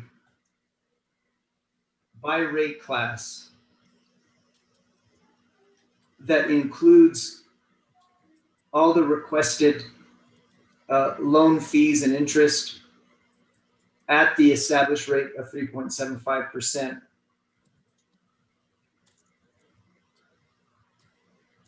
I believe that addresses all of them, all of the issues. And of course, the 48-month recovery period would be across the board. They wouldn't vary. So again, let me restate my motion. I move that we approve a 48-month recovery rate based on rate class of all systems and accept the inclusion in the extraordinary costs of the entire loan costs, including fees and interest, and accept Zia's offer to exclude past and additional associated legal fees from recovery. So, Mr. Chair? So we have a motion. Do we have a second? I would like to make a friendly amendment. I would agree to all the terms except for the period of time, and there I would like to amend the motion to state 36 months in the interest of compromise rather than 48 months. And otherwise, I would agree with the terms and second the motion on that basis. And I don't know whether Commissioner Maestas would be willing to accept that amendment. Well, my motion dies for lack of a second unless I get a motion. Just Oh, well for the then, purposes no of second, no discussion. second, no second. Okay. Sorry. Okay, my motion is still alive. Now, I'm not sure I would accept it as a friendly, only because the 36-month scenario was already presented, and I think that we wanted to minimize with rate shock in the absence of a formal definition, and that's why I proposed the 48-month. And so I would just prefer that you pose it as a formal amendment. Okay, a formal amendment, that's to fine. my motion. Yeah. Okay, so well, first we need a second before we can do an amendment. So is anybody, I will second just to get the discussion going on the amendment. And I think the amendment will decide this for us. So I will second. And now Commissioner Hall, would you like to do your amendment? Yes, I propose an amendment. Well, or maybe this would be a separate motion, but I don't think it needs to be. I think it'd just be an amendment to this motion, only changing the period of time over which the debt would be paid off to 36 months rather than 48 months. Okay, so is there a second on the amendment? I think you seconded it. Commissioner Byrd seconded it. I seconded the motion. So discussion on the amendment. Any further discussion, or are we ready to just take a vote? Mr. Chair, Yeah. Mr. Chair. Yes. I want to justify again my I understand what Commissioner Maestas is wanting to do, which is to reduce rate shock, and we're all cognizant of that issue. But there's more than just current customers. We also got to be aware of future customers as well as the company. So my reason for less than the 48 is that to reduce the impact of future customers as well as current customers, and to help the company get rid of this debt as soon as they can. I like the idea of across the board 36-month, not the 2-tier system they were proposing, just for consistency. But anyway, I like the 36-month better. We're talking another dollar. I was trying to look it up real quick, what the change would be between 36 and 48 months. It's less than a latte. I remember seeing that. So I propose and support the 36-month. Thank you. Okay. Mr. Chair, so, Commissioner Hall. I mean, if you look at the bill impact, I mean, even at 24 months for residential, it's $8.12. For small commercial, it's $18.73. Large commercial, it's $127. And then for 36 months, the bill impact, and I'm giving, this is Doña Ana County I'm giving. Residential, it's $4.50. Small commercial, $11. Large commercial, $83. Irrigation is $23. And then 48 months, it's for residential, it's $3 and change. Small commercial, $8.74. Large commercial, $64. You know, those are the dollar increases in bills. Yes, they go down between 36 months where it's $5, it's almost $5.50 for residential, $12 for small commercial. It goes down about $1 between 36 months and 48 months for residential, about $1 for small commercial, not even $1 difference for large commercial. Irrigation, it goes up at the 36 rate. It goes to $23. Oh, wait, I'm sorry. I'm looking at single recovery. That's wrong. Sorry. But in any case, Mr. Chair. it's not that big a difference. And if they could get paid off, if they could pay that bill off a little bit sooner, 3 years rather than 4 years, it's just more protection for consumers, I think, in the long run. But that's my argument. Mr. Chair, I just wanted to clarify that the real controlling cases that were the basis for my recommendation was Hobbs, Jal, and Lincoln County, because they don't have the customer base that Doña Ana County does. And so that's why you don't see very much change between recovery periods in Doña Ana County. If you look at the 36-month, you have 30+% increases for small and large commercial in both Hobbs, Jal, and Lincoln County. So that really kind of controlled my decision to recommend a slightly longer recovery period. But so that was my thinking. It wasn't Doña Ana County at all. That was the milder case, I think, in this situation relative to Hobbs, Jal, and Lincoln County. Thank you. So do you have a difference, Commissioner Maestas, between 36 and 48? Well, let's look at the residential just to be sure we're all. So 36, Mr. Chair, for Hobbs and Jal, the 36 month rate recovery based on rate class is $11.20. Small commercial is $25. And you go to 48 months, it goes down around $3 for residential, $8.40 instead of the $11. And for small commercial, it's $18 instead of $25. Okay. So, you know, $18 to $25, a $7 change. And for the residential, it's like a $3 change. It's not that much more expensive at 3 years than it is for 4 years. I mean, I don't think that's such a severe rate shock between the two timeframes that that we shouldn't, permit the company to pay off a little sooner. Any further discussion on this? I think we got the facts in front Yeah, of us. the writing's on the wall. Let's call for the question on the amendment, On the amendment, exactly. That's all we're calling. So Judy, could you take the roll on the amendment? Yes, and I'm just going to rephrase it for purposes of the minutes. The motion is to approve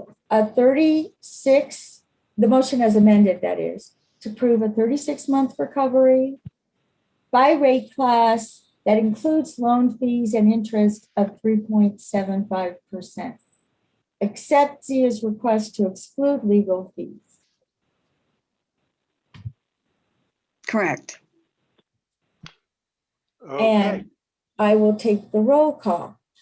Commissioner Vicente Aguilar, No. Commissioner Hall, Yes. Commissioner Maestas, No. Commissioner Byrd, Aye. Commissioner Fishman. Aye. The motion as amended passes 3-0. Okay, so now we have, So I'll make a motion to approve the main motion as amended, the primary motion as amended. thank you. I'll And I will second. second. Okay, Commissioner Hall, you get the second on this one. Okay. Any further discussion on the full motion?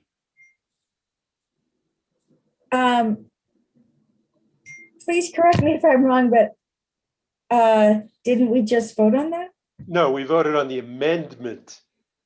Oh, I thought we, Yeah, just changing the recovery period. Now I we're, thought, now we're oh. voting on the full proposal to go to 36 months as amended, recovery time period, and to use the by class, recover by class as opposed to a single right. amount across all But classes. that's what I said when I stated, I said the motion as amended. But Oh, okay. I think we just voted on it, but we can do it again. The motion as amended is what Commissioner Fishman just said, which is the 36-month recovery by rate class that includes loan fees and interest of 3.75% for all counties, except Zia's request to exclude legal fees. And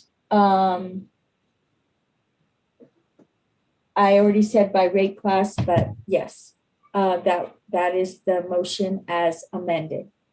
And I will take the roll. Commissioner Vicente Aguilar, No. Commissioner Hall, Aye. Commissioner Maestas, Aye. Commissioner Byrd, Aye. Commissioner Fishman. Aye. The motion as amended, as I just stated, passes 4-0. I just want to thank everybody for how they handled this. Just very thoughtful discussion and really focused on the issues. And I really appreciate that. And the same goes to all the folks over at Zia and to Robert. And there's no good decision here. We hate customers having to pay so much, but at least we're, I think, doing the best we can to come to a fair resolution. And just want to thank everybody. Mr. Chair. So did I hear Commissioner Vicente Aguilar? Yes, Okay, go ahead, Commissioner. thank you, Mr. Chairman. I would like to say thank you to all the individuals that participated in the hearing. Thank you very much, Judy Amer. As usual, you do a very good job. This is not easy. You juggle your schedule to accommodate the commissioners, and you are on point with the statutes, along with our general counsel, Michael Smith, to make sure that the commissioners are following the right rules. I appreciate that. And I also want to say that as far as my vote is concerned, I look out for every customer, every ratepayer, because we are responsible for fiscal soundness and the course of the rate recovery. I just feel that Zia Natural Gas could have done a better job, but I was very disturbed on the very first day, 2 days ago, of how they were singling out one particular class. And I'm very, very, I was very concerned about that. And that's how my vote followed through. I think everybody should have been treated equally instead of the company going to two particular larger classes and settle some type of a variance on their own rather than the commissioners. So I was very bothered by that, and that's how I voted. Thank you, Mr. Chairman. Thank you, Commissioner. Mr. Chair. The only thing I would like to correct is I misspoke. It passed 4-1, not Yeah. 4-0. No, you said that correctly. Okay. Commissioner Maestas. Yeah, Mr. Chair, thank you. I too want to thank everyone that was involved in this case. And again, I want to reiterate my appreciation for Zia to respond to my bench request so quickly and present it so well. You know, let's hope that this extraordinary event is not a sign to come. It's not a sign of additional climate change related events, because it's really difficult. It's difficult when we don't have binding precedent to help guide us. And so I truly feel that this decision was in fact in the public interest. And I felt like we did balance the interests of Zia Natural Gas and its ratepayers. And we were consistent with Section 14 of the rule, of the 640 rule regarding extraordinary circumstances. And so I'm really proud of, I think, the work that we did and the deliberations. And I agree with the chairman that we were all very respectful of one another. And I think that this proves that democracy works. And so I'm really proud. I'm really proud of this whole effort. It's an extraordinary case that's dealing with an extraordinary event. So anyway, I thank all of you. Thank you. Thank you for your very kind and inspiring words, Commissioner. And I just wanted to make one final comment before we adjourn. And Judy, I saw your hand up, so I'll get to you. And this is for clarification for Commissioner Vicente Aguilar, is that as we finalized this proposal here, it turns out the only special deal that was cut was with a couple of commercial customers, just two, and that they essentially prepaid their bill up front, so that no other customers suffered or subsidized them as a result of that deal, which is personally why I did not raise that an issue in our final vote.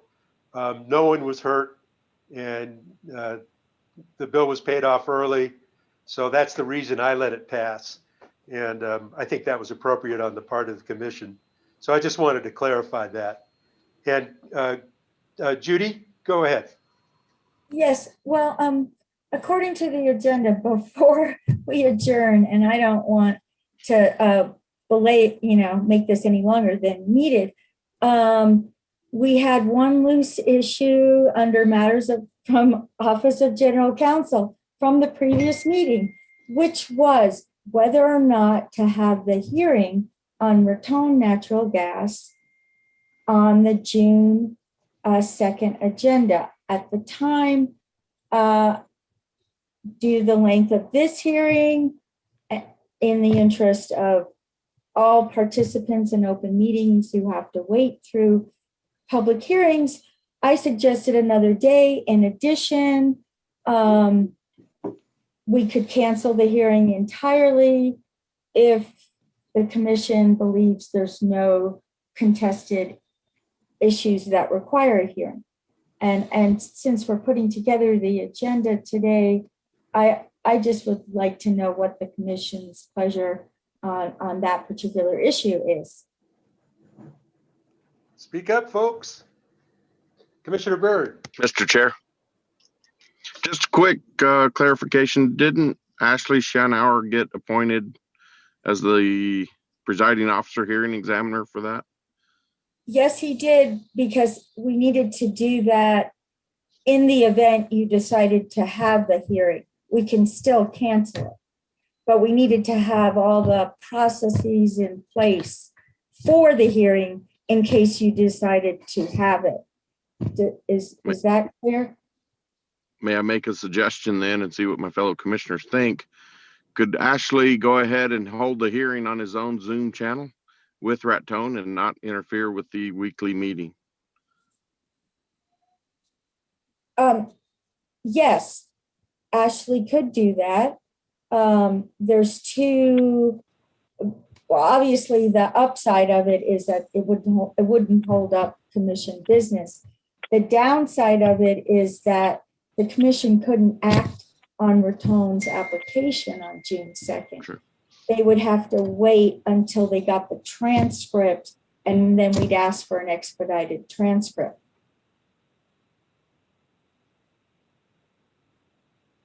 Good point. Mr. Chair. Go ahead, Commissioner Mastis. Well, I think we talked a little bit about this in terms of, how best to proceed, and every case is going to be different and may, require less time or maybe even more time. I guess Zia has the honor to be now the new benchmark in these kinds of hearings, but I think it's too soon maybe to agree to have the hearing completely separate from the meeting. All I'd ask is that if we do decide to do it again in conjunction with our regular meeting, is that we have it at the end of the meeting, and that we get through the entire agenda under normal business and then initiate the hearing instead of having it at the outset of it. So that would be my preference if we pursue status quo and scheduling the hearing in conjunction with our regular meeting. Thank you, Mr. Chair. Thank you. Mr. Chair. Commissioner Hall. Well, I guess I'd like to ask Judy, how long does an expedited transcript take? I would say I don't know 100%, and I think Isaac may be able to answer that better if he's available. But I believe 1 or 2 days. I'm not sure though exactly how long. It's typically 4 business days instead of 10 business days. So that would be probably not in time for the meeting, the weekly meeting after that. So it might be possible, but it would basically mean you'd be getting the transcript the day before the weekly meeting on June 9th. So it wouldn't give you a whole lot of time to review it if you're hoping to make a decision on June 9th. Well, thank you. Thank you, Isaac and Judy. Not to sound too cynical, but that's not too far outside the bounds of response time that we've had to function on sometimes in the past, although looking at a whole transcript is a little different. But I asked that question simply to see how quickly we could respond following Ashley having the hearing himself. I personally think that it's much more time effective to have hearing examiners conduct a hearing. And I think it's less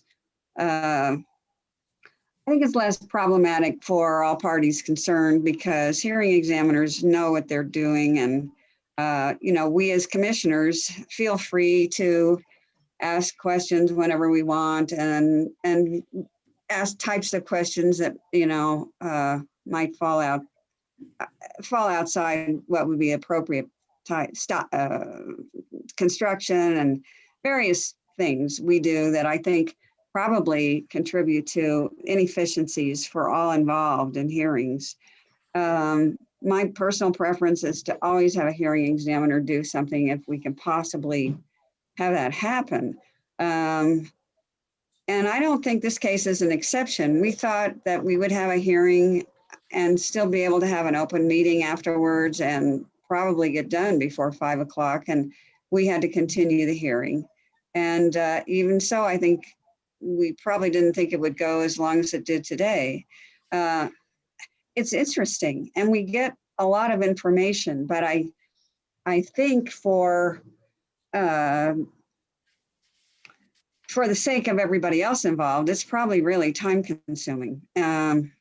So even if it does take possibly 4 days to get this expedited transcript, I still think it would be better to have Ashley just conduct the hearing and then we can be going about other commissioner business, and then we have the benefit of a recommended decision to guide us much more efficiently through the law that applies to the facts. That's just my personal opinion. Judy. The only thing I've got is two things. Our order designating Ashley said that he would not issue a recommended decision. Because of expedited nature of these, all the companies are trying to get a quick resolution of their PGAC so they can start recouping their costs. Okay. We could change it, but that then would, again, cut against the expedited part of it. Yeah. And then this, if we change it, would that create an extra delay? And if so, how long? I personally can't respond to Ashley, but I would think at least a month, and maybe Robert has an opinion on that, maybe not. In addition, regarding moving the time to later, that could be done, but the notice already went out and it said that the hearing is starting at 9:30 and public commenters can comment at 9:30. So, those are the tricky parts of everything, just to let you know. How many more of these cases do we have coming up? We've got Gas company is on June 9th, and Mike could speak to that. And I do know that we actually had an idea of moving not the hearing on gas company, but moving the open meeting to the following day, Thursday. And in addition, that's something that you could do this week with Raton Natural Gas. I don't want to give you too many options, but I don't want to withhold any options. And then, as I mentioned the other day, we have the P&M Facebook matter on June 16th. And again, we recommend keeping it on that day, but having the open meeting the next day on Thursday. And then on June 23rd, we have the P&M Arroyo Solar Project. And again, we recommend keeping it on the 23rd, but having the open meeting on the next day, the 24th. And I think that's it. So, Mr. Chair, I'd like the Wednesday, Thursday format that Judy just presented. I'm good with it as well. Other commissioners, what are your thoughts? Mr. Chairman? Yes, Commissioner Vicente Aguilar. Yes, I like that too. Let's go ahead and have our open meeting on a Wednesday, is that correct? And then have the hearings the following day? Is that what I'm hearing?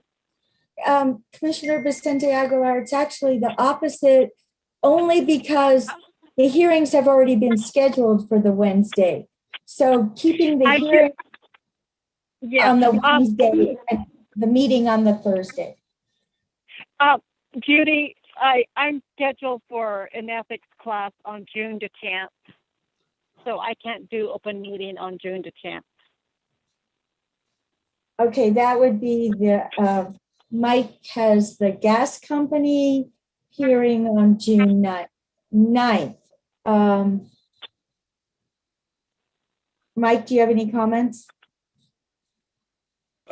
There's the possibility of doing an open meeting the day before the hearing instead. You could do it on a Tuesday. And Commissioner Vicente Aguilar, would that work? Yes, so Mike, what you're saying is we can have the open meeting on a Tuesday and then we can work in the gas company's hearing the following day?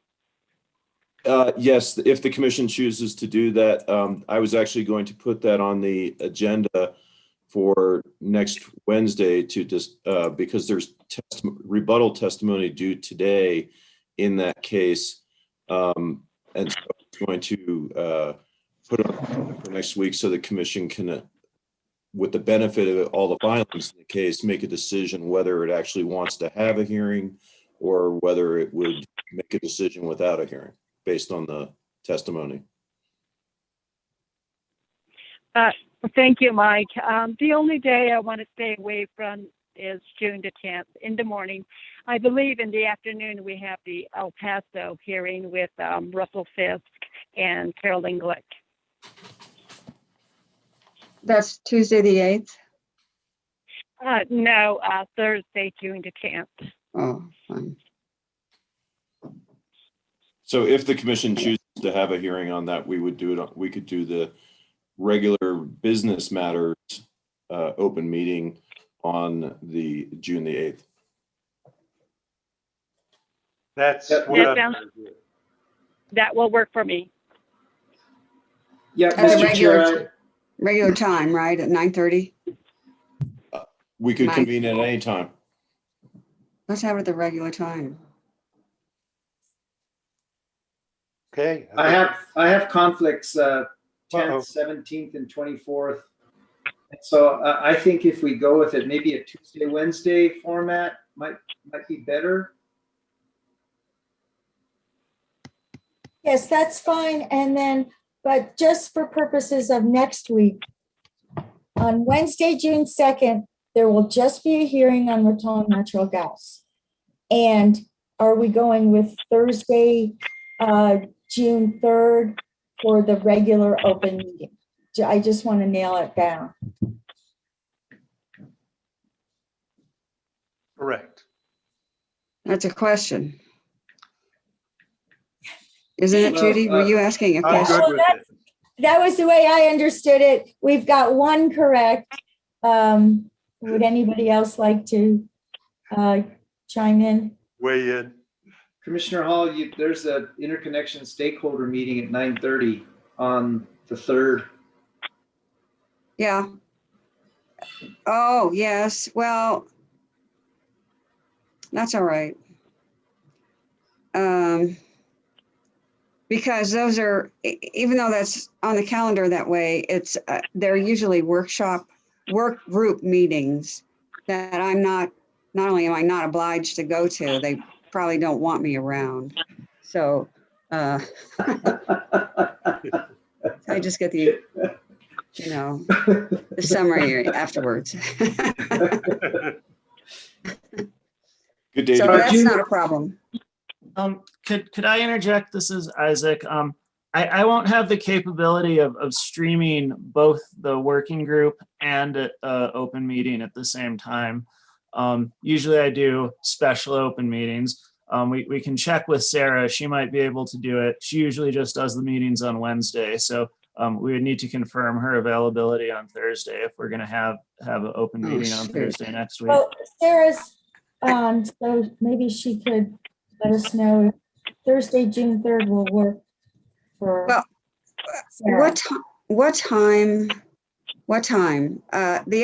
After in the afternoon would work better for me. I do have an 11 o'clock conflict as well. So anytime We could- afternoon would be good. We could do Thursday, June. I'm talking about Thursday. Thursday, June 3rd in the afternoon. Would that work for folks? I don't think so. June 3rd.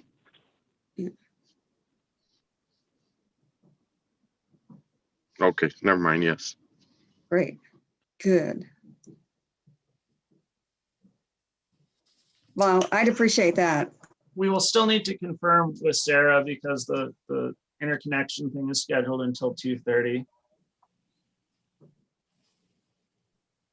With Sarah, why? Because I'm going to be streaming the interconnection work group, and I'm only able to stream one thing at a time. So someone see. else would have to stream the open meeting. So Sarah is capable of doing that if she has availability, but we should just check with her before we decide for sure. Okay, and it might be possible that Colin could do that as well. I think he knows how to do that. I just sent her a chat. But anyway, So should we put it down tentatively, or do we need to hear Yes. from Sarah Yeah. right away, or? Let's put it down tentatively. Judy, you can contact us if there's a problem. right, we can and resolve that. also, if we have the option of Colin, I think we'll be able to do it. Yeah, I don't think that should be a deal breaker. I mean, I know there are probably a number of people on our staff who could. And Miguel also could probably do it. We could probably get the cat on the bottom of the screen there to do it. Yeah. Is that a cat or is that Brad Borman? I think it's. No, Yeah, I don't think I could stream anything. But are you? His a name is lawyer? Orion. Is Brad a lawyer or a cat? That's a Whatever deep you philosophical discussion. Brad is about to be someone who's walking over to the Bochum building, actually. lucky Brad. Lost reference, Mike, lost reference. No, Mike, I got it. Right. Okay, any other business that we need to do here? If not, we are adjourned. Thank you, everybody. Thank you. Thanks, folks. Bye.